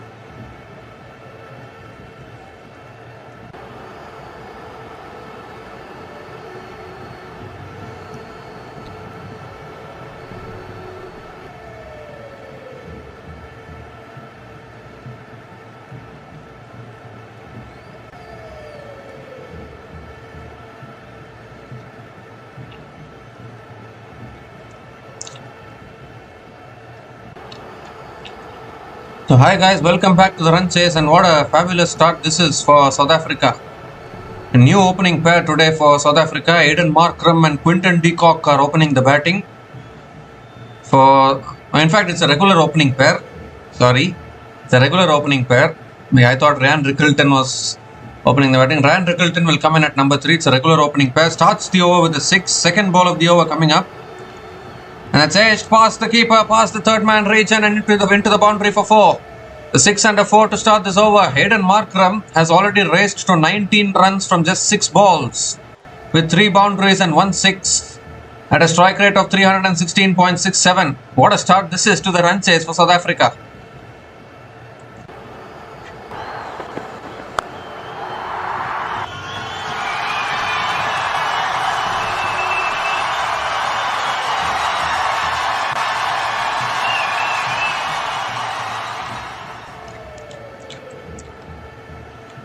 This time back of the length. Back of the length and guided away towards deep point. And Aiden Markram picks up another single. And this is exactly why I said 175 on such a batting wicket like this. Very, very hard to defend. New Zealand lost momentum towards the end of their innings. They should have gotten to 180, 190, or they should have even gotten to 200 plus. Ending below 200 on these kind of batting conditions is a crime actually.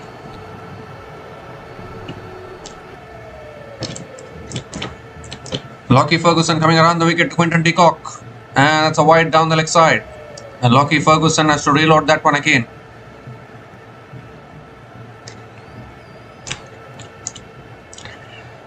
New Zealand have never defeated South Africa in a T20 World Cup, and looks like that streak might continue for South Africa. 5th win in a row against New Zealand in men's T20 World Cup history on the cards here for South Africa, and they might also seal their qualification into the Super 8 if they win this game. That's full again, beautifully driven by de Kock, and that will race away for 4 as well. So boundaries are flowing here. Second boundary for Quinton de Kock. 16 runs from this over already, still 2 balls left.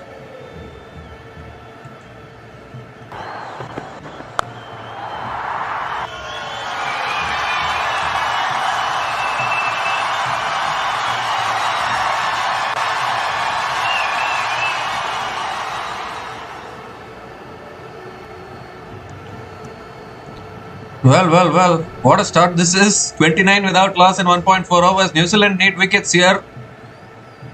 Otherwise, South Africa already current run rate 17.40 if you don't mind. 5th ball of the over coming up from Lockie Ferguson. Back of the length, punched away towards covers, and de Kock picks up another single. These are batting friendly conditions. New Zealand, they just kept on losing wickets. That is exactly what I was trying to tell. You need to get about 200 in these conditions if you want to defend the total. Anything below 200, chasing teams will back themselves to chase it down. Now 175 in these conditions is never going to be enough, in all honesty.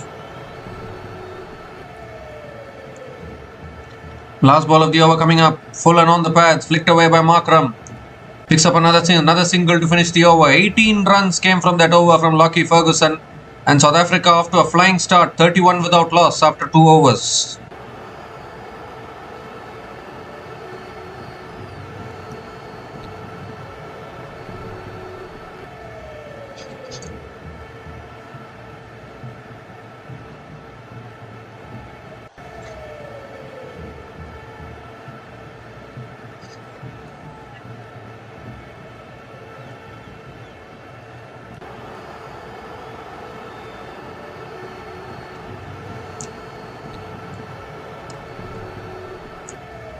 Well, what a start this is for South Africa. Perfect start to a run chase like this. Jacob Duffy is the new bowler into the attack now for New Zealand.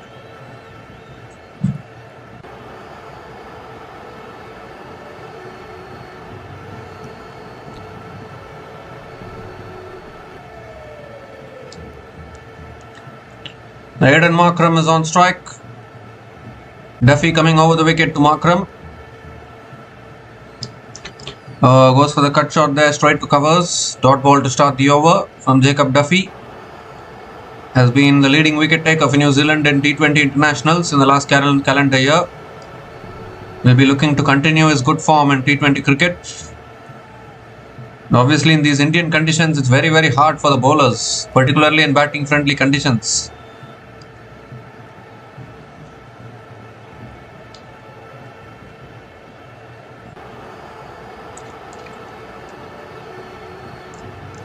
It's a slow ball. Markram goes down the ground and goes long enough.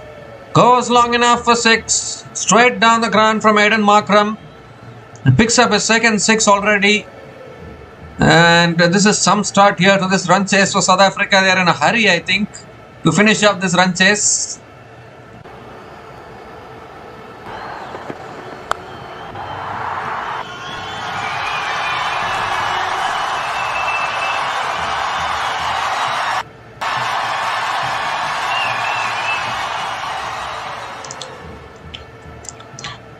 He goes for the pull again, and that's all the way again. Cannot stop the boundaries now. He just cannot stop the boundaries. Even Jacob Duffy is going the distance. Back-to-back 6s from Aiden Markram. Score is already 43 in just 2.3 overs. Required run rate down to 7.60.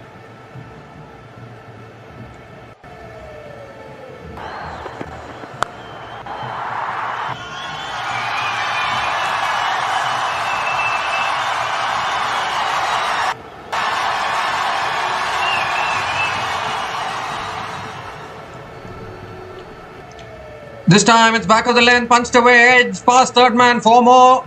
6, 6, 4, 16 runs from this over already. Jacob Duffy going the journey here. New Zealand under all sorts of pressure here from both these openers.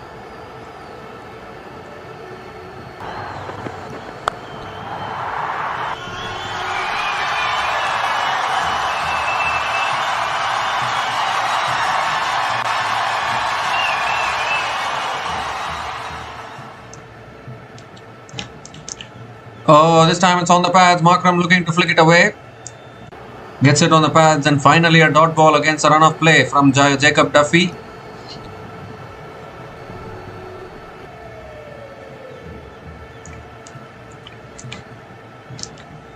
South Africa are teaching New Zealand how to bat in these batting friendly conditions.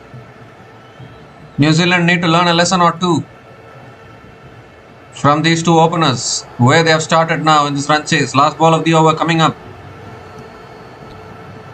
And that's flicked away past fine leg. 4 more. So 6, 6, 4, 4. 20 runs coming from that over from Jacob Duffy. 50 comes up for South Africa in just 3 overs. 51 without loss. 20 runs came from that over, and South Africa are 51 without loss after 3 overs.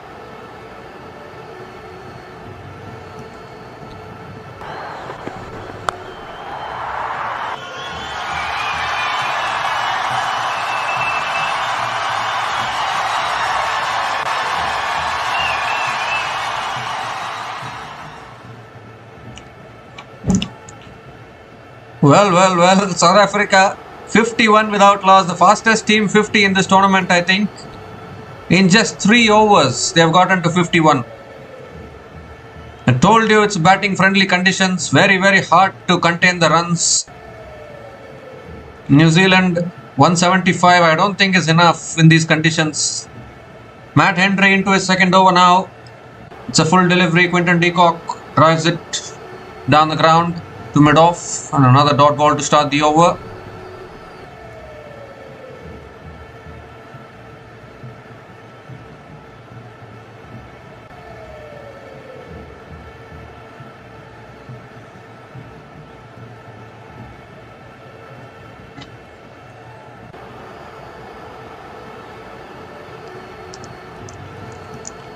Second ball of the over coming up. New Zealand need a wicket here. Need to break this opening partnership. Goes for the drive again. Good fielding at point. Straight to point.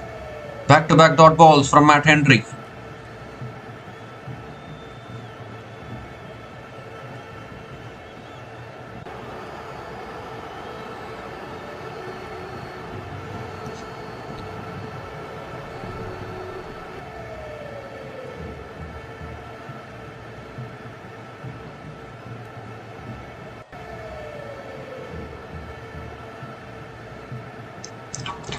Third ball of the over.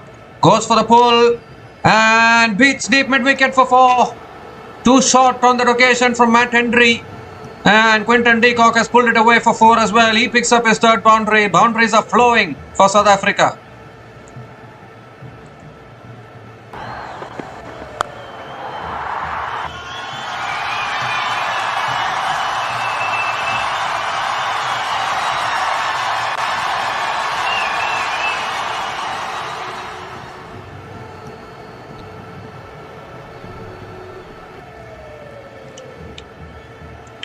This time moves across his stumps, goes for the cut shot. Misses it. It's another dot ball. Good delivery there from Matt Henry. Moving across the left-hander.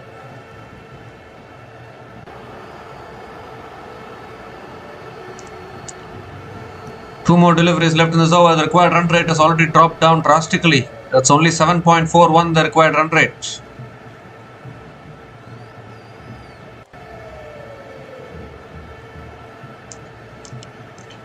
Shot again, pulled again, and that's all the way. 6.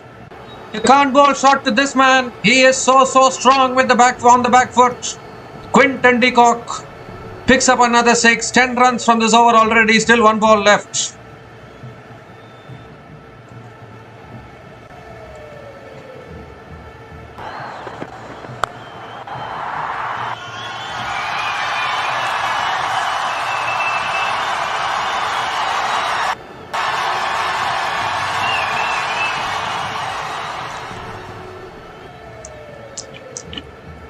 The last ball of the over coming up. What does New Zealand do here?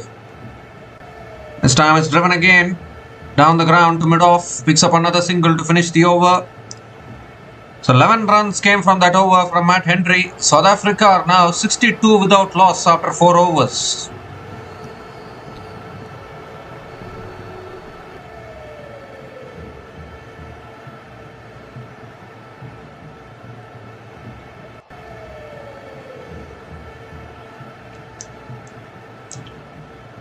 Well, New Zealand, they played they also got off to a very aggressive start. But they lost a lot of wickets, and that is what they'll be ruining today. And now the way these two openers have started, it looks like South Africa are going to win this in a canter actually. Lockie Ferguson is back into the attack now into his second over. He has all his changes of pace. Can he break this partnership? Coming around the wicket to Quinton de Kock. And straight away a dot ball to start.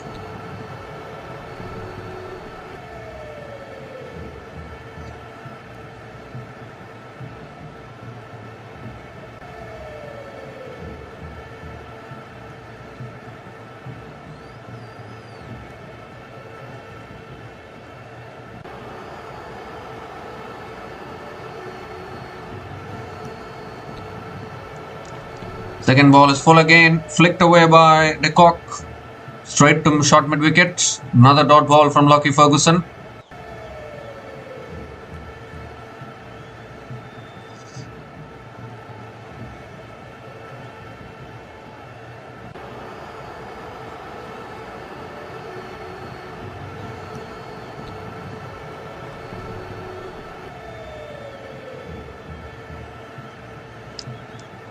Oh, this time giving himself room, looking to swing it leg side, a little bit of back pad. It's towards the keeper. 3 dot balls, good start to this over from Lockie Ferguson. Something for New Zealand to smile about.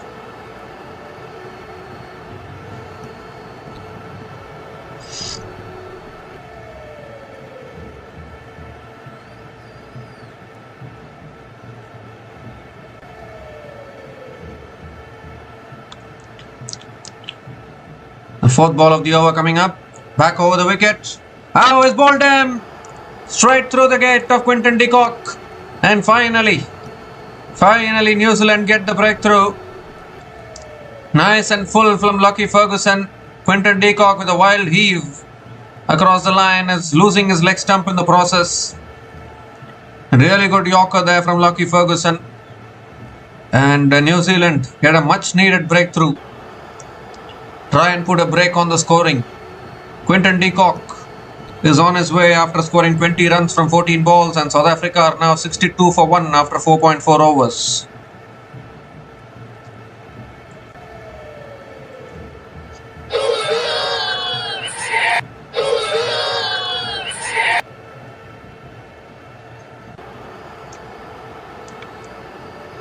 So this is exactly what was needed to break that partnership, which was starting to look very, very dangerous. Quinton de Kock dismissed. Rian Rickleton is the new batter to the crease, and he has also been a man in form for South Africa. And Lockie Ferguson always provides these breakthroughs, doesn't he? He has those changes of pace, yorkers, knuckle balls, slow balls. Very, very deceptive bowler. Rian Rickleton in at number 3. Scored a vital half century in the previous game against Afghanistan. Might need to play a similar knock today.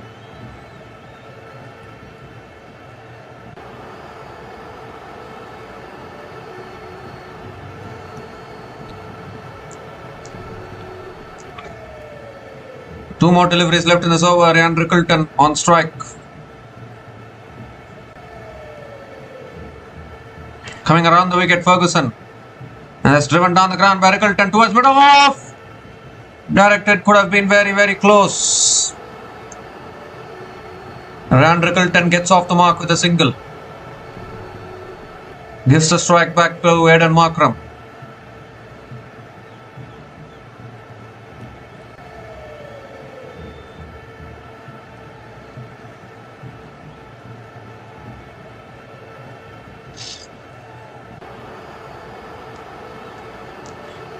So really good over this from Lockie Ferguson. Just one run coming from this over and the wicket as well. Last ball of the over coming up. And it's driven again in the gap. And that will run away for 4. Quick outfield in Ahmedabad. Once it finds the gap, it's very, very hard to stop the boundaries. So it was a good over until that point from Lockie Ferguson. Ends with a boundary. 5 runs came from that over, including the wicket of Quinton de Kock. And South Africa are now 67 for 1 after 5 overs.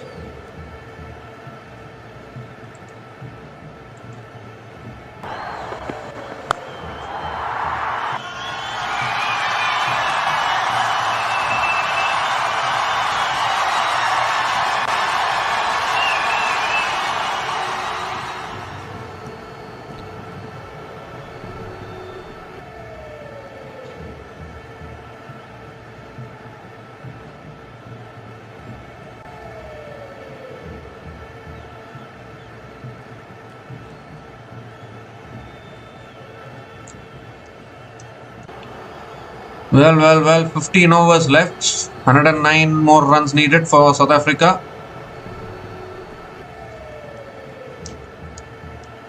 Jacob Duffy is back into the attack now for New Zealand. None for 20 in his 1 over so far. He's into his 2nd over. Rian Rickleton on strike. It's driven by Rickleton straight to point. Dot ball to start the over.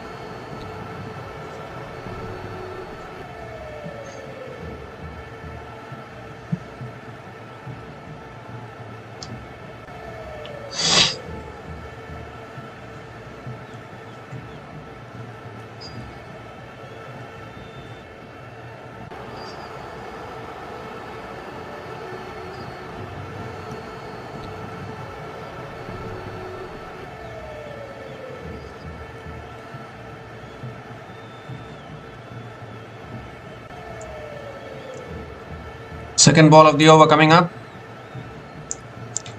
And Rickleton goes over the top, over mid-off, 1 bounce and into the boundary for 4. So Rian Rickleton decides it's time for him to join the action. And he picks up his first boundary. They're just enjoying themselves now, South Africa at the crease. Required run rate down to 7.16.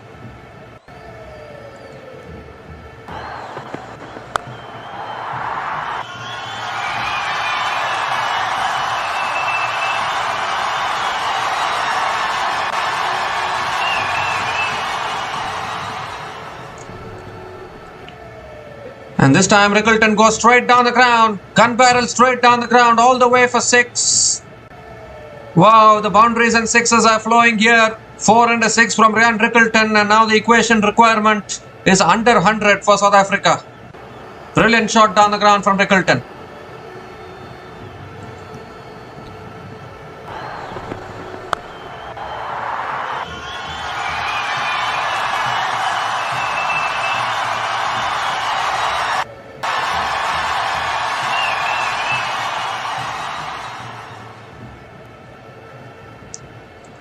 Wait, it's actually 4. It's bounced inside, I think.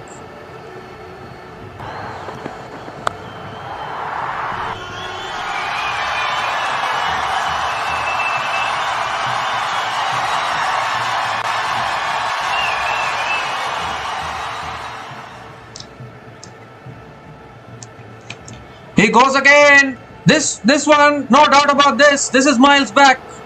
Umpires doesn't need to check this. It's gone way back over deep mid-wicket for 6. And now eventually the equation is under 100 once again.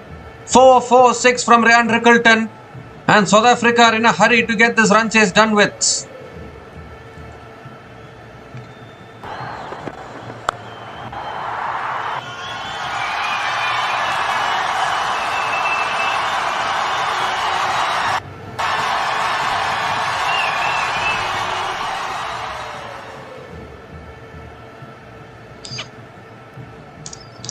Goodness gracious me, 14 runs from this over so far. Jacob Duffy, none for 34 in his 1.4 overs. And just like that, we have not even finished the power play. South Africa already 81 runs on the board. Only 95 needed from 86 balls. Another couple of big hits will bring the equation down to a runner ball. 5th ball of the over. Back of the length, defended by Rickleton towards point. And picks up another single. Another expensive over here for New Zealand. 15 runs have come from this over. Still 1 ball left. Aiden Markram is back on strike.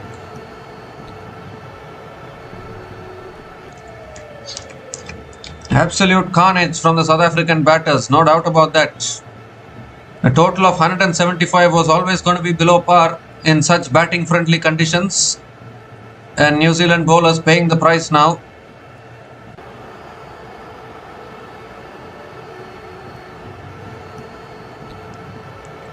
Last ball of the over. That's a wide down the leg side, I think. Yes, given as a wide. So Jacob Duffy has to reload that one again. 16 from this over so far. Still 1 ball left.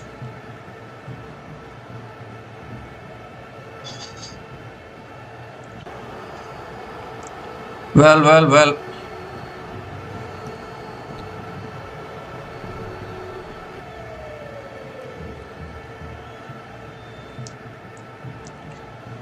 Last ball of the over coming up. Gives himself room and drives it straight to covers. Dot ball to finish the over. But 16 runs came from that over from Jacob Duffy. And South Africa are bossing this at the moment. 83 for 1 after 6 overs after the power play. After the launch phase. And it's also the time for the drinks break.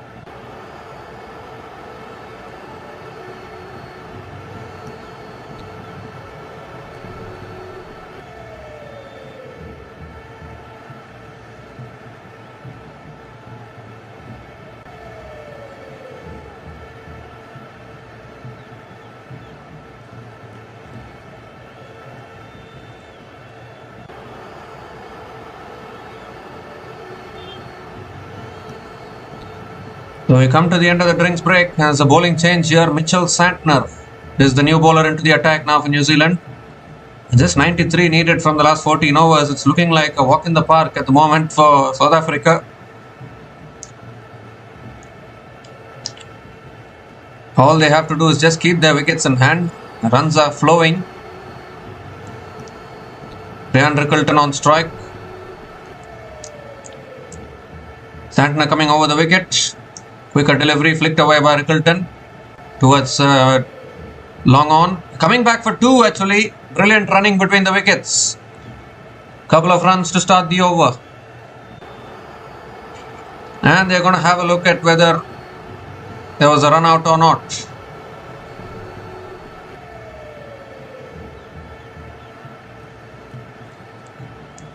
No, they're not having a look actually.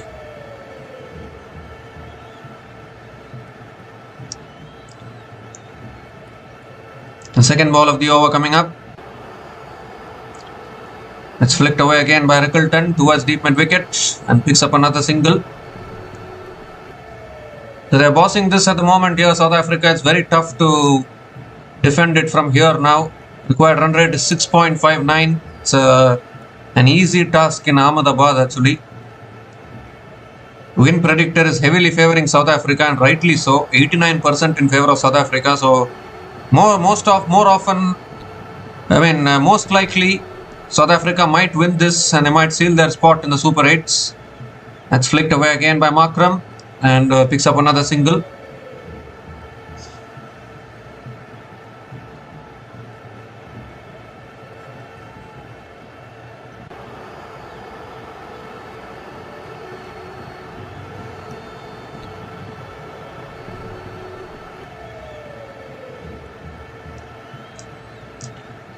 Fourth ball of the over coming up.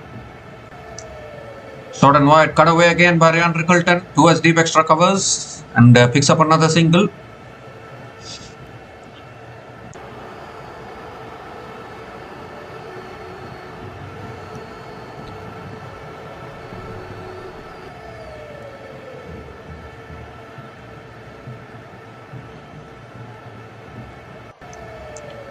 This time again cut away, it's in the gap.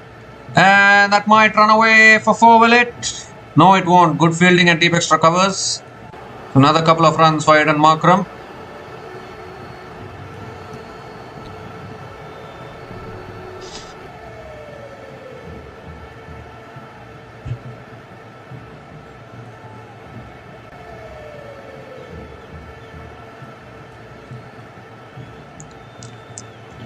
The last ball of the over coming up. Markram goes big, it's down the ground and he's got enough on it. That's all the way for 6. It's been that kind of day for the New Zealand bowlers. Ball has just been sailing here and there and New Zealand are just watching the ball sail everywhere. That is what is happening. Markram with another 6 brings up his half century. 54 from just 19 balls with 6 boundaries and 4 sixers at a strike rate of 284.21, and it most likely will be a match winning knock. 13 runs came from that over and South Africa are now 96 for 1 after 7 overs.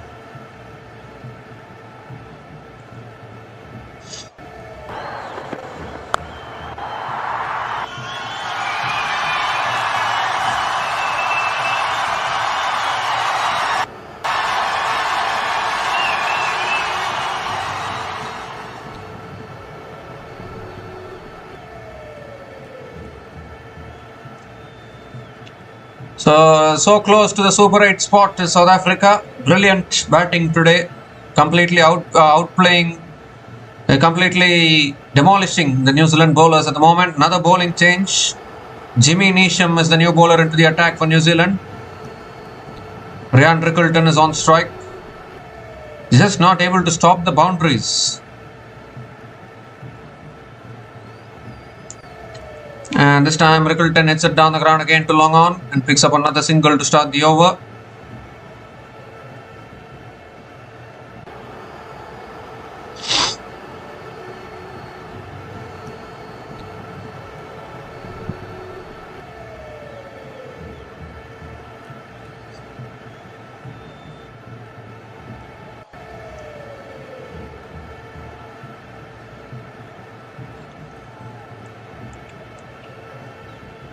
Second ball of the over coming up. And that's guided away. It's in the gap again. That's 4 more. Aidan Markram is unstoppable at the moment. Beautiful placement once again. Picks up another boundary. Brings the equation under run a ball. 100 comes up for South Africa. 100 comes up in just 7.2 overs at the loss of 1 wicket. Bossing this run chase big time now.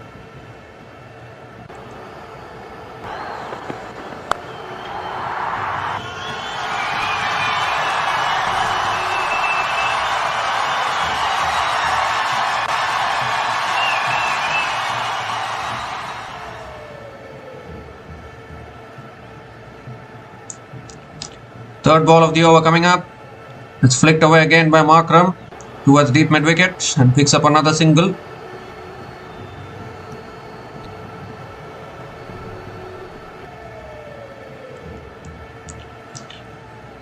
So most likely it's going to be South Africa who will be booking their place in the Super 8. By winning this game, it's going to be their 3rd win in this tournament for them.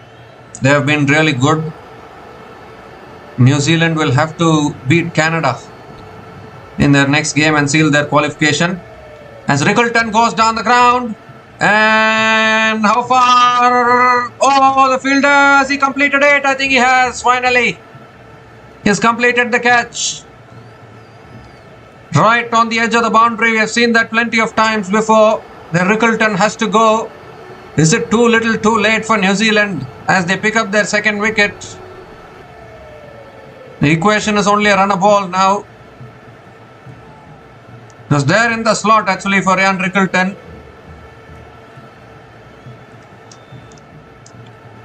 Has the fielder touched the rope? I think he has done extremely well there. You can trust the fielders these days. They take those catches really well.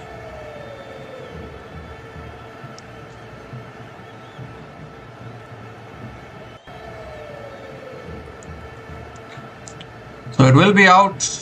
Ian Rickleton gone after scoring 21 from 11 balls. Jimmy Neesham gets the wicket. And South Africa are now 102 for 2 after 7.4 overs.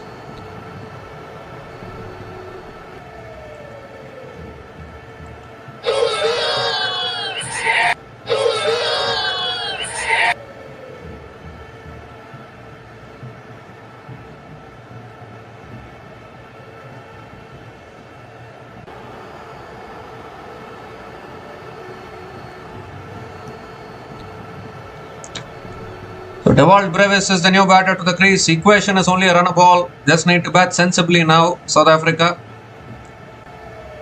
They'll get over the line and seal their qualification in the Super 8. First team to get into the Super 8 officially. It will be South Africa if they can get over the line here.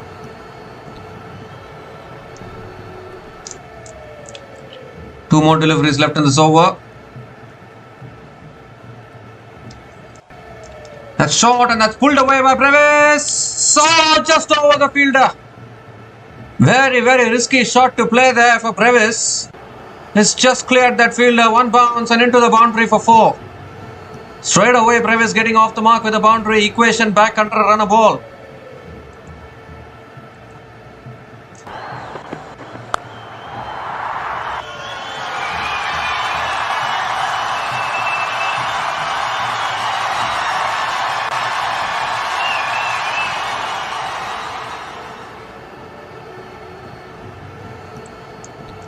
Has someone told these batters, and you should not chase the total in 20 overs, you should chase it down in 10 overs. Has someone told them that, or have they told them to chase it down in 15 overs? They are in such big hurry here, South Africa, to chase this down. Every batter is coming in, playing shots. Oh, that's defended towards covers. Another dot ball to finish the over. Another good over for South Africa, though. 10 runs came from that over, including the wicket of Ian Rickleton. And South Africa are 106 for 2 after 8 overs.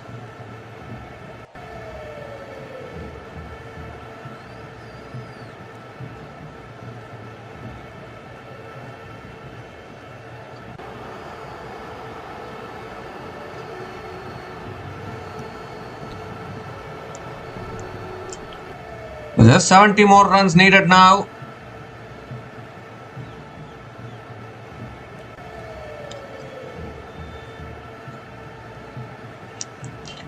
required run rate is only 5.83 at the moment.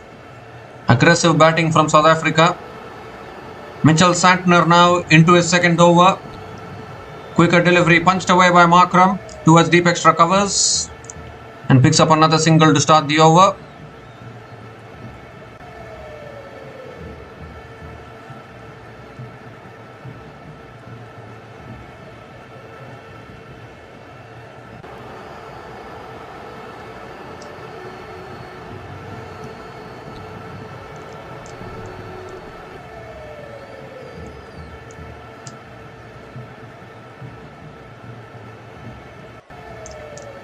Second ball of the over coming up. Quicker delivery again. Cut away by Brevis towards deep extra covers. They can push for 2 here. And that's good running between the wickets. Another couple of runs for Dewald Brevis.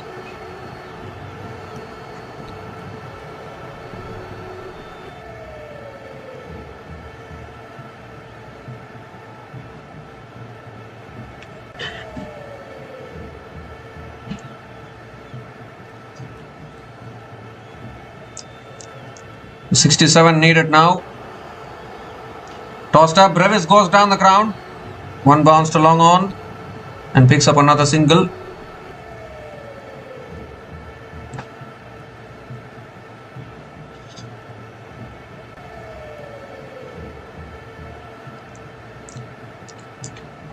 The only way out for New Zealand from here is by picking up wickets. The required run rate is very much gettable for South Africa. That's too wide outside the off stump. Santner has to reload that one again.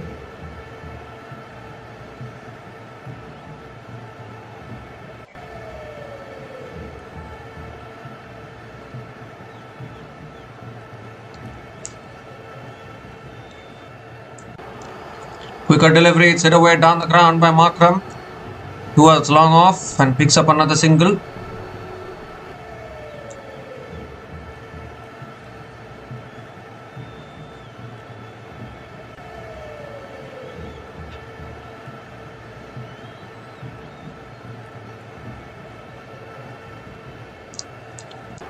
Two more deliveries left in this over. Dewald Brevis back on strike. That's cut away straight to covers. Another dot ball from Santner. You don't need 20 overs to chase down 175, do you? Not even 10 overs into this run chase. 112 for 2. Absolute powerhouse carnage. That's driven again by Brevis. It's in the gap again. They'll push for 2 again. Coming back for 2. That's good running between the wickets. Another couple of runs to finish the over. 8 runs came from that over. And South Africa are now 114 for 2 after 9 overs.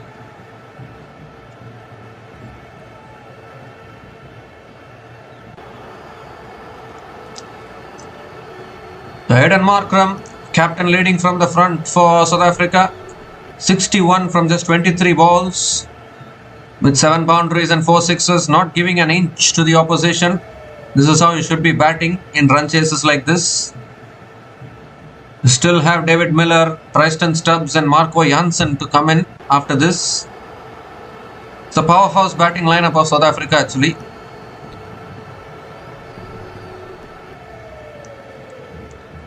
Just 62 more runs needed now for South Africa. Doing it easily at the moment. Jimmy Neesham is into his second over. Hayden Markram on strike. That's flicked away again down the ground by Markram towards long on and picks up another single to start the over.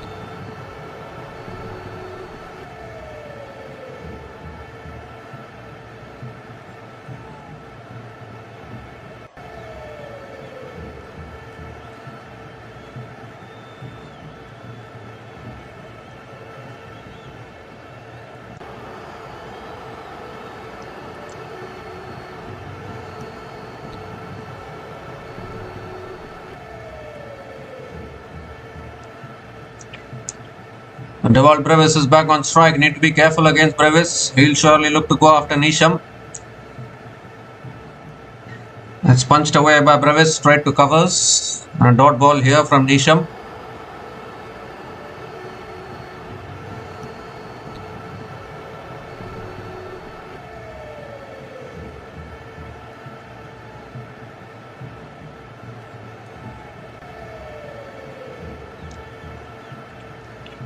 New Zealand will have to look back on their batting innings. They should have gotten to 200. Because in these batting conditions, anything less than 200 is very, very unsafe to defend. It's driven away again by Brevis towards deep extra covers and picks up another single. It's a batting paradise actually in Ahmedabad. Nothing much the bowlers can do. A team's batting first need to analyze the conditions and play according to it. 205 is the average winning score at this particular venue. You need to get to that total. 175 is never going to be enough. As Markram goes offside again towards deep extra covers and picks up another single.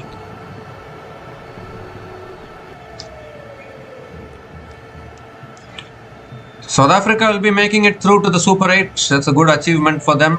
They had a scare against Afghanistan, but they have handled the pressure situations really well.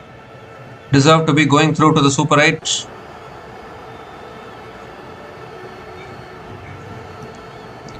The two more deliveries left in this over. Dewald Brevis is back on strike.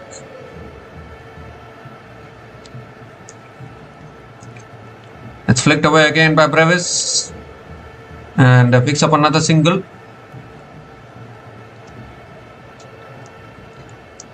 New Zealand, obviously they are going down in this game, but they don't need to lose heart. They still have a long tournament left. New Zealand can still beat Canada in their next game and make it through to the Super 8. That is in their hands for sure. It's almost certain that South Africa and New Zealand will be making it through from this particular group. That's short. That's pulled away by Markram towards deep mid-wicket again and picks up another single to finish the over. 5 runs came from that over from Jimmy Neesham, and South Africa are now 119 for 2 after 10 overs at the halfway mark of this innings.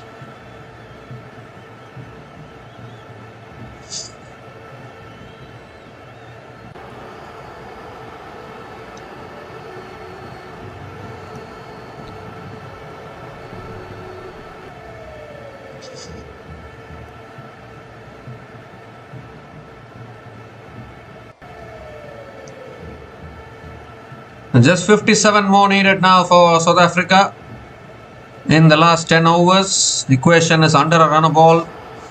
It's in South Africa's pockets, this particular run chase now. Matt Henry is back into the attack for New Zealand.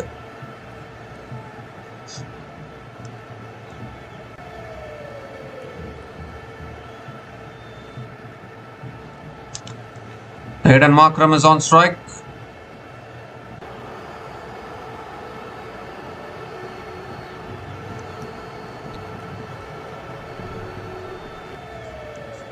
Here's Henry. Full delivery driven by Markram towards deep extra covers and picks up another single to start the over.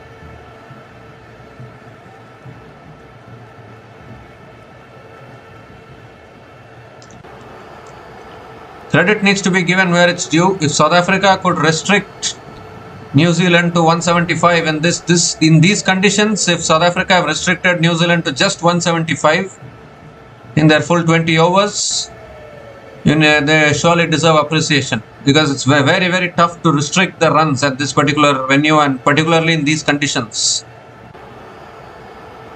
But that is where South Africa actually won the game. Marco Jansen, pick of the bowlers, those 4 vital wickets. It's in the air, lands safely. It's another dot ball from Matt Henry.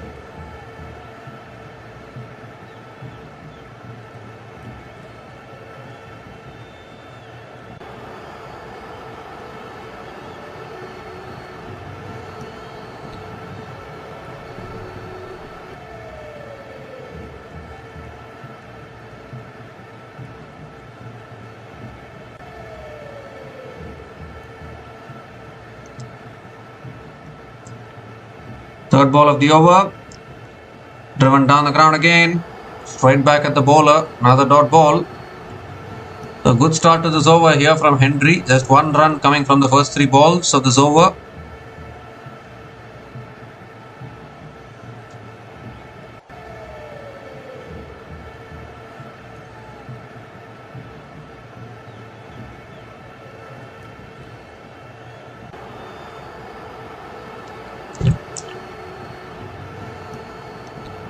Oh, moves across his stumps, goes for the pull shot. Unable to make connection. Another dot ball. Good over this from Henry. Just one run coming from this over. Still 2 balls left.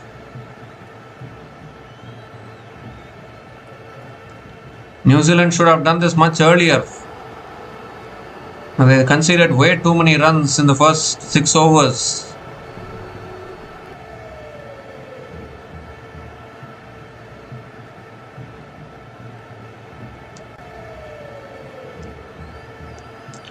It's punched away again by Brevis, past the fielder at covers. Deep extra covers comes around. And another couple of runs for Dewald Brevis.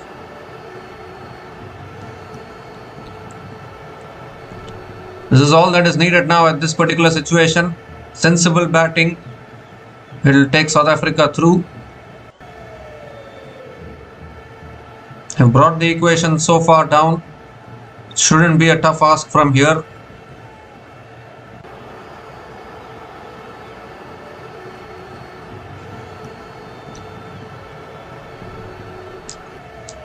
It's good to see Dewald Brevis also batting sensibly instead of going for a boundary every delivery. It's flicked away again down the ground to long on, and Brevis picks up another single to finish the over. Just 4 runs came from that over, and South Africa are now 123 for 2 after 11 overs.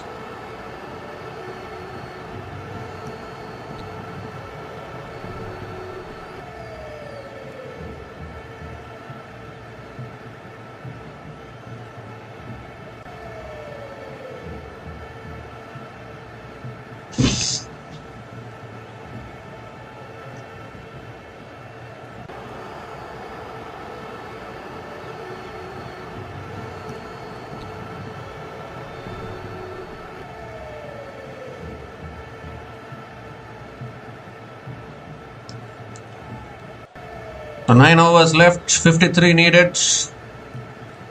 South Africa in a commanding position here.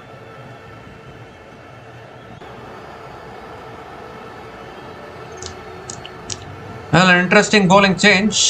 Rachin Ravindra is the new bowler into the attack now for New Zealand. He is kind of a part-time bowler, full-time batter. Decent left-arm off-spinner. Ravindra coming into the attack. Dewald Brevis on strike. Brevis gives himself room and punches it away towards deep extra covers. And Dewald Brevis picks up another single.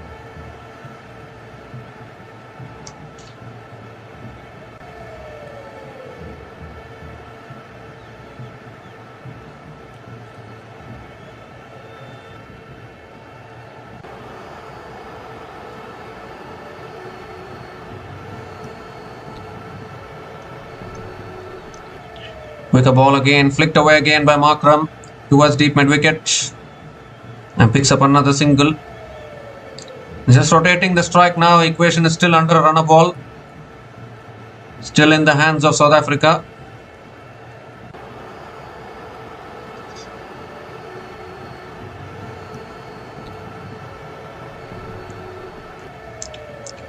And Brevis goes down the ground, long off, we'll only watch as it sails over for 6. It was only a matter of time before Dewald Brevis went for a big shot. Off the back foot, he hit it down the ground over long off for 6. What a shot that is. Very, very tough shot to play. Brevis hits it with ease, picks up his first 6 in this innings.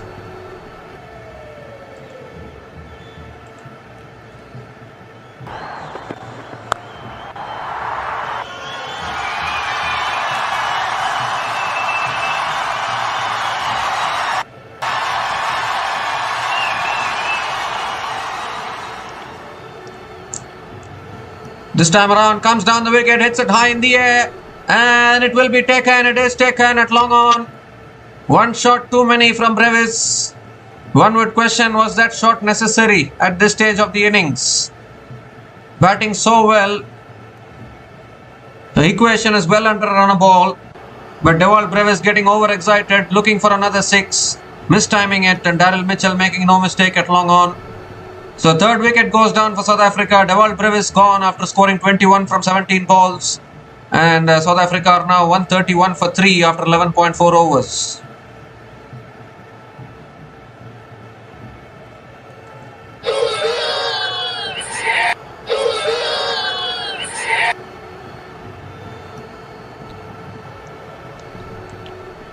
Well, Dewald Brevis I think got a little too excited there. Just hit a 6 of the previous ball, looking for another maximum when it was not needed.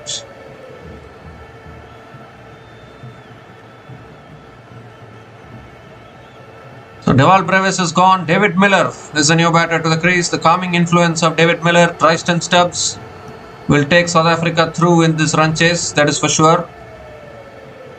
And they are much more experienced and they know how to bat in these situations.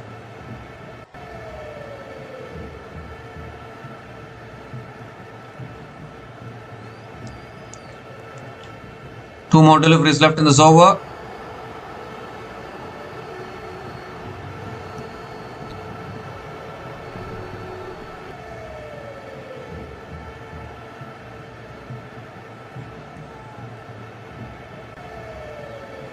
Fifth ball of the over coming up. Wide outside the off stump, driven away by Miller towards deep extra covers and gets off the mark with the single.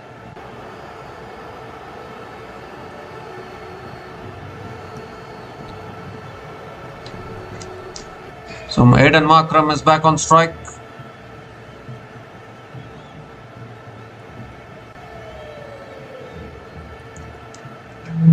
Last ball of the over. Tossed up again. Defended back to the bowler by Markram. Another dot ball to finish the over. So good over from Ravindra there. 9 runs came from that over, including the wicket of Dewald Brevis. And South Africa are now 132 for 3 after 12 overs.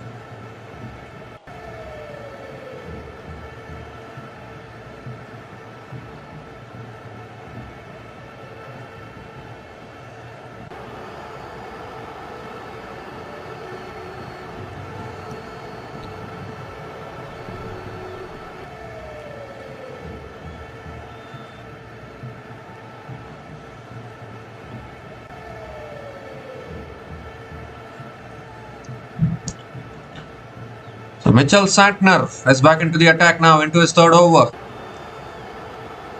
Just 44 more needed from the last 8 overs. David Miller on strike. Santner coming around the wicket to Miller.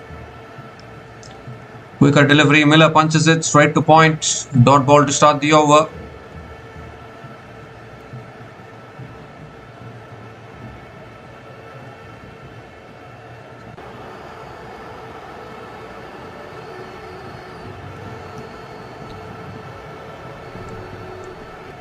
Second ball of the over coming up. Short ball pulled away by Miller towards deep mid wicket and picks up another single. Hayden Markram is back on strike.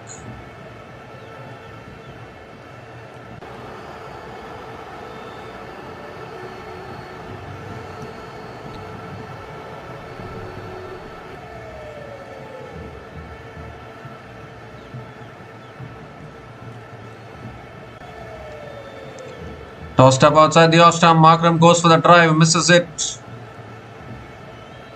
In fact, it's given as a wide, is it? It's given as a wide by the umpire, so Santner has to reload that one again.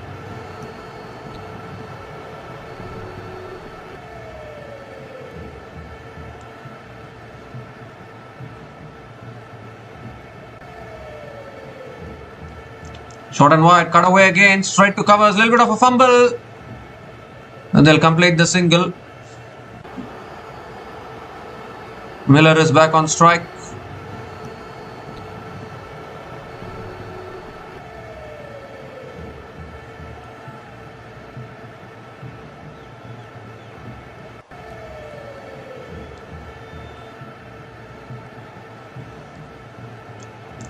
Waiting for it, punching it down the ground there towards long on. Miller picks up another single. Sensible batting here.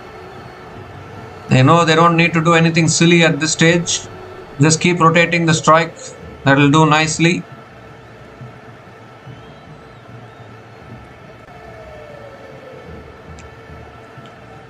Two more deliveries left in this over. Aidan Markram back on strike. Another quicker ball punched away again towards deep extra covers. And Markram picks up another single. 39 needed now, just ticking down the scoreboard. These batters are so experienced, they know how to deal with these situations. Still need to get the runs even if it is under a runner ball. Can't become complacent. That's again down the ground by Miller. Towards long on and another single to finish the over. 6 runs came from that over. And South Africa are now 138 for 3 after 13 overs. South Africa are now 138 for 3 after 13 overs.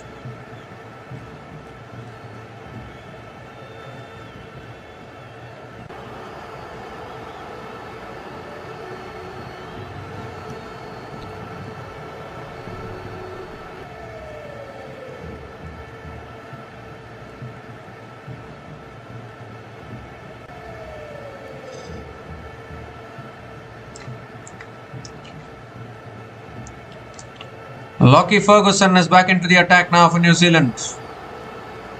Just 38 needed now for South Africa. They have 7 overs to get the 38 runs. David Miller on strike.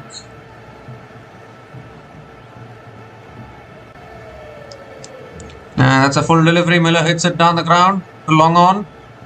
Picks up another single to start the over.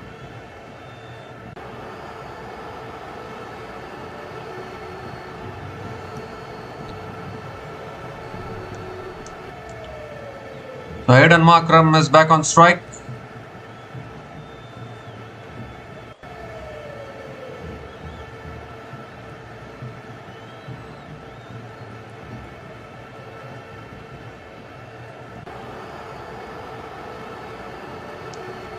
That's back on the length again, flicked away by Markram, running the first one hard. Just a single for Markram.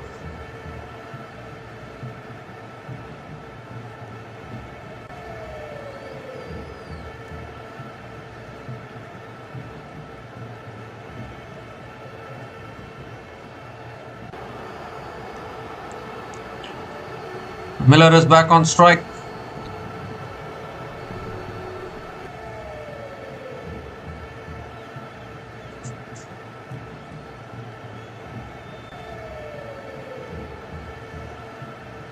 It's full again, driven straight to covers. Another dot ball from Lockie Ferguson.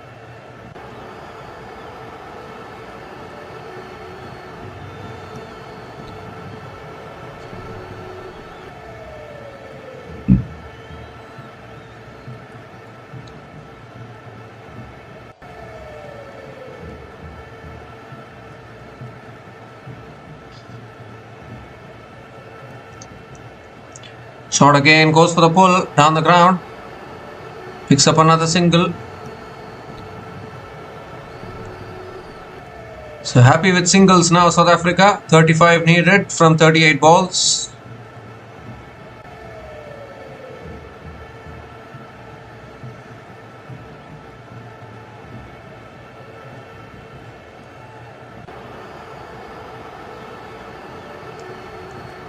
Two more deliveries left in this over. Markram back on strike. That's on the pads, flicked away. It's past fine leg. And a quick outfield takes it to the boundary. Just got a little bat on it. Was they angling onto the pads there. And Aidan Markram. And what has happened there? Markram and Santner having a discussion. Is it not a boundary? It's not given as a boundary. He did go away for 4, but it's not recorded. Maybe because he didn't offer a shot. This is wide. It's too high.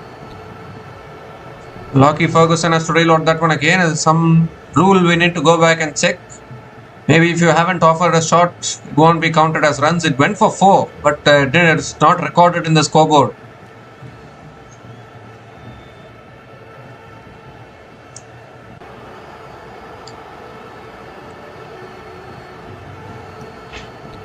Still only 34 needed now. Last ball of the over coming up.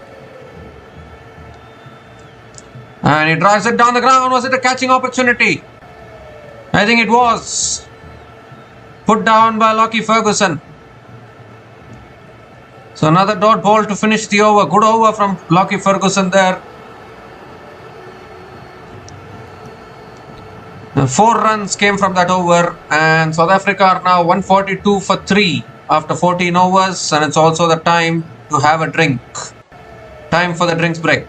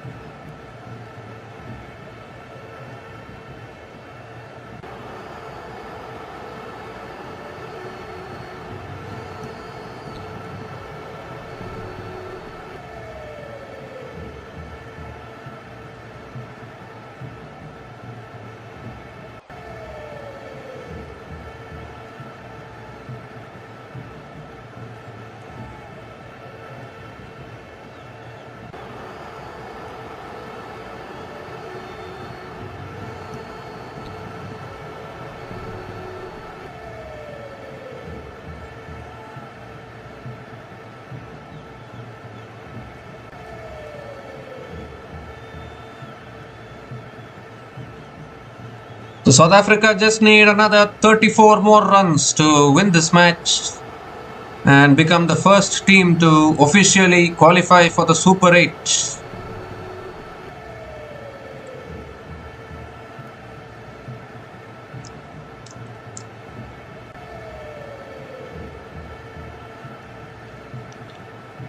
Absolutely clinical in this run chase so far, South Africa. Quinton de Kock, Aidan Markram, Ryan Rickleton.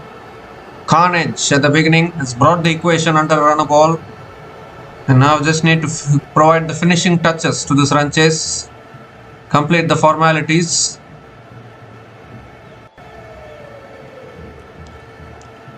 So Mitchell Santner now back into the attack into his 4th over. David Miller is on strike. Santner coming around the wicket to Miller. Tossed up again, and Miller hits it down the ground to long on. Picks up another single.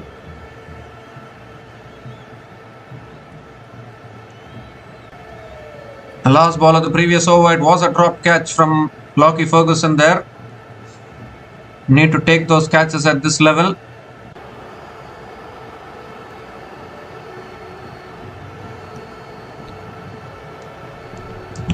Second ball of the over coming up. That's smashed back down the ground. Santner unable to stop it. Markram picks up another single.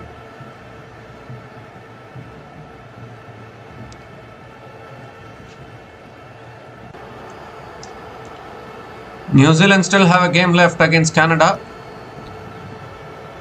They'll back themselves to win that particular game. Ooh, Miller lined himself up for a big shot, then cuts it towards point. Misfield as well at point. It just sums up the day for New Zealand. And Miller picks up another couple of runs. That just sums up the day for New Zealand. Simple as that. It has not been their day today. 3 more deliveries left in this over.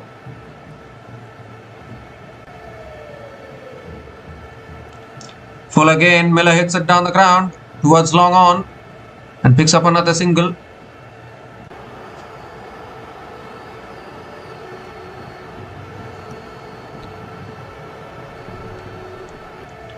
Aidan Markram is back on strike.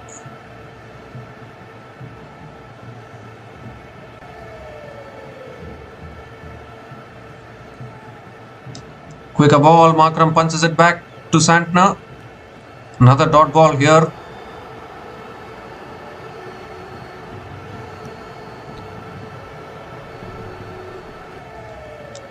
The last ball of the over coming up. Punched away by Markram towards cover. Sounds of run out. Oh, the throw was too high. The throw was too high there. Should have thrown it a little lower, little flatter. Then there might have been a chance of a run out, but another single to finish the over nevertheless. 6 runs came from that over from Santner. He has finished his spell, none for 33 in his 4 overs. And South Africa are now 148 for 3 after 15 overs.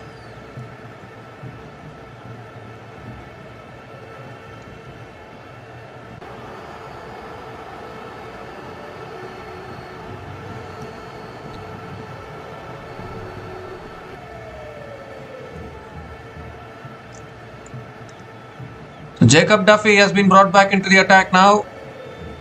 There's 28 more needed for South Africa in the last 5 overs. Aiden Markram is still there, batting on 71 from 37 balls. He has led from the front with the bat. It's flicked away this time by Markram. Going to push for 2 here for sure. Long on comes around. Another couple of runs from Aiden Markram to start the over.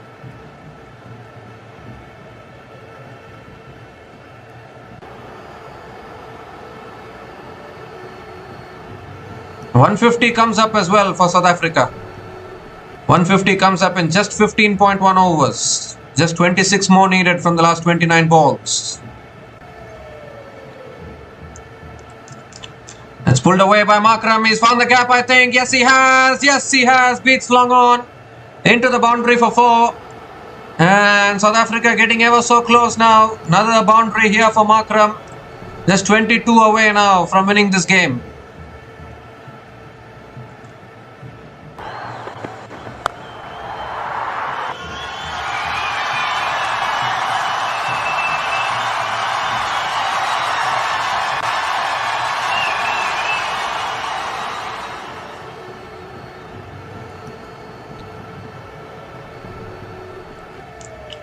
There's 22 more needed now. South Africa are bossing this.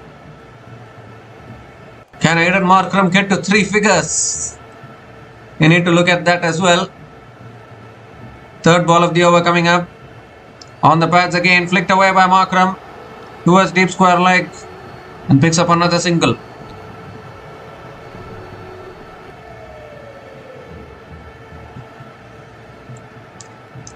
If anyone remembers Aiden Markram, he scored a century in the World Test Championship final last year against Australia. Under all sorts of pressure in that run chase, he led from the front. Markram led from the front and won it for South Africa. When he gets going, when Aiden Markram gets going, South Africa look really good. When Aiden Markram is in full flow, South Africa look completely different. That's shot again, pulled away by Miller. That's in the gap. That's 4 more. So David Miller decides to get into the action. He picks up his first boundary. Jacob Duffy's horrible day continues with the ball.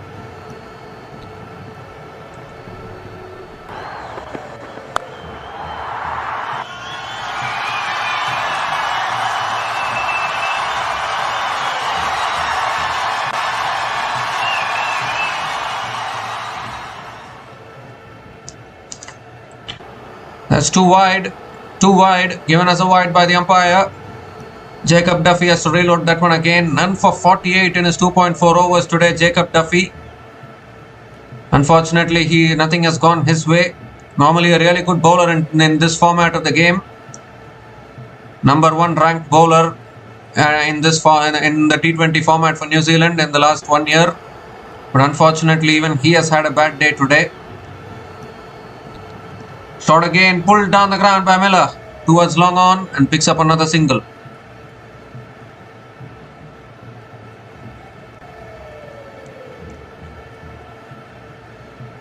New Zealand, actually they should have gotten a little bit more with the bat, particularly in these conditions.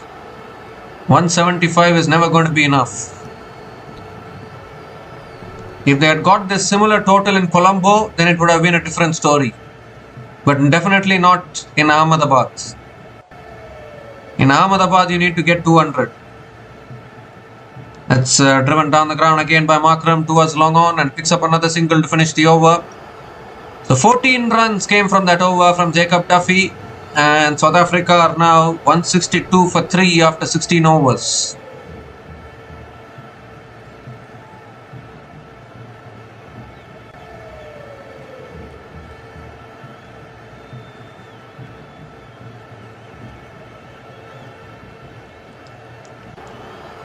So it looks like South Africa are going to continue their winning streak against New Zealand in the men's T20 World Cups. Might become 5-0 today for South Africa. New Zealand have never beaten South Africa in the T20 World Cup before, and unfortunately that's going to continue today as well.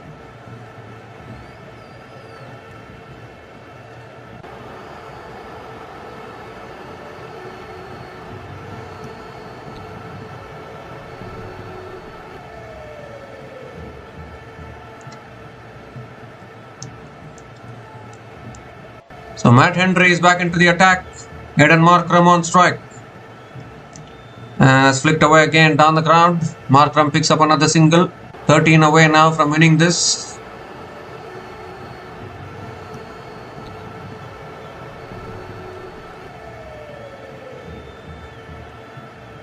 Oh my goodness, what happened there?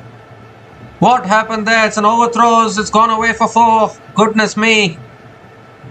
The keeper completely missed it there. He overran it. Missed it. It's gone through the keeper, gone through the fielders, into the boundary for 4. So 5 extra runs to the total. And the equation down to single digits now for South Africa.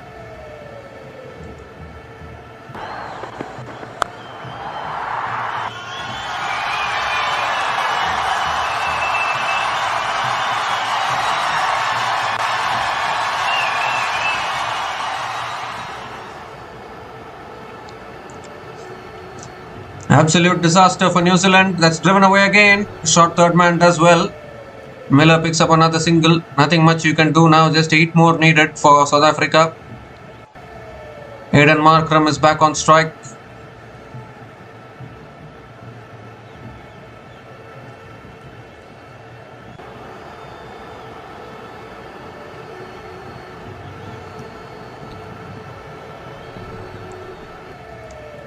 So Aidan Markram is back on strike. Third ball of the over coming up. It's all gone pear-shaped for New Zealand today with the ball. It's driven down the ground straight to mid-off. Shy of the stumps. Oh my goodness, another overthrows. Another overthrow. Santner is not happy. They'll pick up another run. They'll pick up another single. Already we have seen 4 overthrows in this over. Another overthrow, conceding another extra run. Just 7 away now, South Africa. So close to sealing their spot in the Super 8s.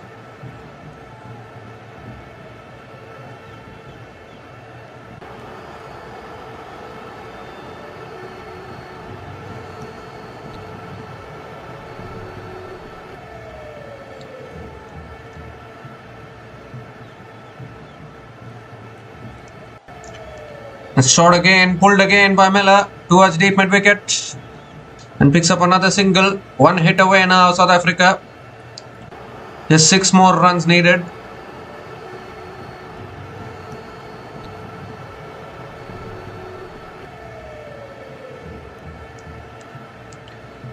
So South Africa clinical in all 3 departments today. Bowling, fielding, batting. Going to end up winning this game. New Zealand obviously disappointed. First of all, they didn't get enough runs on the board. Nowhere near enough. 175 is not a defendable score in these conditions. And then complete carnage with the bat from South Africa. That's flicked away again by Aidan Markram towards deep mid-wicket. And picks up another single.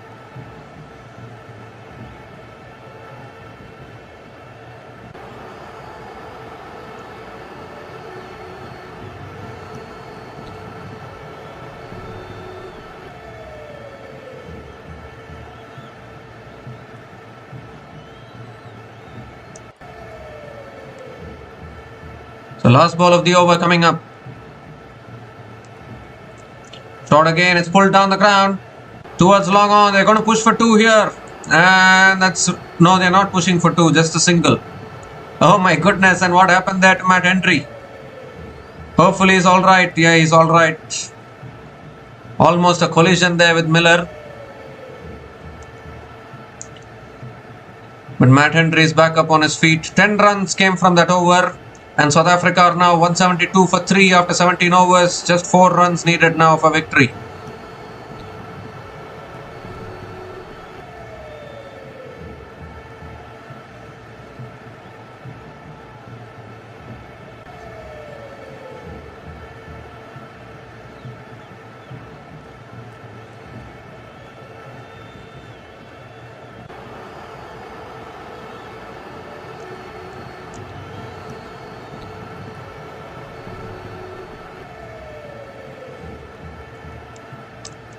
Lockie Ferguson is into his last over. They might finish it in this over. David Miller on strike. Picks the slow ball, puts it into the stands, and that is it. South Africa have won this game convincingly by 7 wickets with 17 balls left. David Miller applies the finishing touches to this run chase. And what a clinical, what a comprehensive win this has been for South Africa. They continue their unbeaten streak against New Zealand in the ICC Men's T20 World Cup. The head-to-head, the record for South Africa, the winning streak for South Africa against New Zealand is now 5-0 in favour of South Africa. Take a bow, South Africa. And with this win, South Africa become the first team to officially qualify for the Super 8 stage in this tournament. And the third win in a row. They have been clinical and comprehensive today, chasing a target of 176. They never gave New Zealand a sniff. Completely took the game away. Opening partnership 62 from 28 balls between Markram and Quinton de Kock.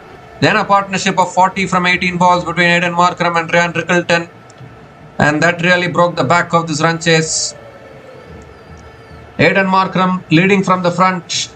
Unbeaten on 86 from 44 balls with 8 boundaries and 4 sixers at a strike rate of 195.45. And David Miller towards the end, unbeaten on 24 from just 17 balls with 1 boundary and 1 six as well. And unfortunately for New Zealand today, nothing clicked for them. South Africa were just too comprehensive in the run chase. Ever since the beginning of the run chase, South Africa never looked back. They just kept on going after the bowling. And in the end, South Africa convincingly, comprehensively getting over the line and pick up their 3rd win in a row in this tournament. And they have now made it to the Super 8 stage in this tournament as well. As far as New Zealand are concerned, they will need to win their last match against Canada if they want to seal their spot in the Super 8. It was always going to be, the winner of this match was always going to make it through to the Super 8 officially, and it's South Africa who have emerged victorious and they are through to the Super 8. Nothing much for the New Zealand bowlers today. An off day for the New Zealand bowlers has to be said. Lockie Ferguson 1 for 33 in his 3.1 overs. Jacob Duffy had a very, very miserable day today. None for 50 in his 3 overs. Mitchell Santner couldn't pick up a wicket. None for 33 in his 4 overs. Jimmy Neesham bowled 2 overs. Picked up 1 wicket but 1 for 15 in his 2 overs. Rachin Ravindra bowled only 1 over. 1 for 9 in his 1 over as well. Only 3 wickets went down. And South Africa winning by 7 wickets this game. New Zealand have to go back and reflect on their batting performance today. You know that Narendra Modi Stadium, Ahmedabad, the dew will come in the run chase, and it's batting friendly conditions in Ahmedabad, and 175 is never going to be enough to defend in these conditions. In batting friendly conditions, 175 is never going to be enough. It would have been a different scenario if New Zealand had got 175 in Colombo type of conditions, but definitely not in these batting friendly conditions. 175 is below par. They should have got to 200, but unfortunately New Zealand just kept on losing wickets in their innings and they ended up with only 175. And South Africa clinical and comprehensive in the run chase, sealing the deal in just 17.1 overs. and qualifying for the Super 8 stage as well. South Africa will be relieved. They were made to fight hard against Afghanistan. 2 clinical wins and 1 fought hard win, has to be said. They won clinically against Canada. Then they won clinically. They have now won clinically against New Zealand. The second game they had to fight hard against Afghanistan. The game of the tournament without a doubt. The double super over game. South Africa managed to get over the line, and they are now into the Super 8 stage. So, comprehensive win for South Africa, winning this match by 7 wickets against New Zealand, and they continue their unbeaten run in this tournament.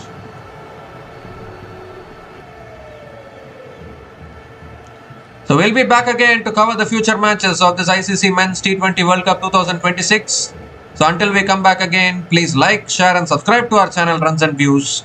Take care guys, cheers and good night.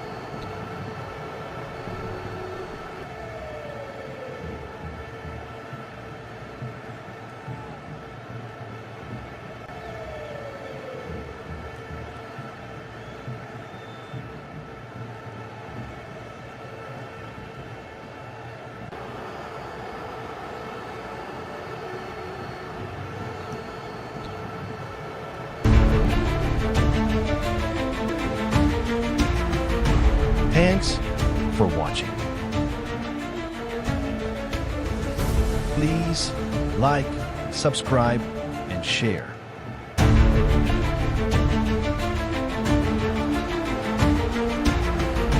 Thanks for watching. Please like, subscribe, and share.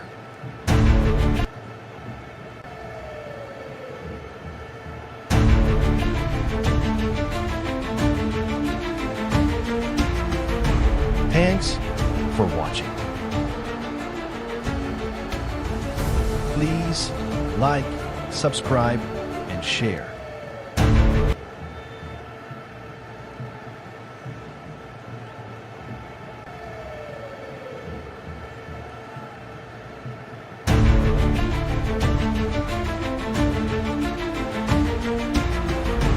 Thanks for watching. Please like, subscribe, and share.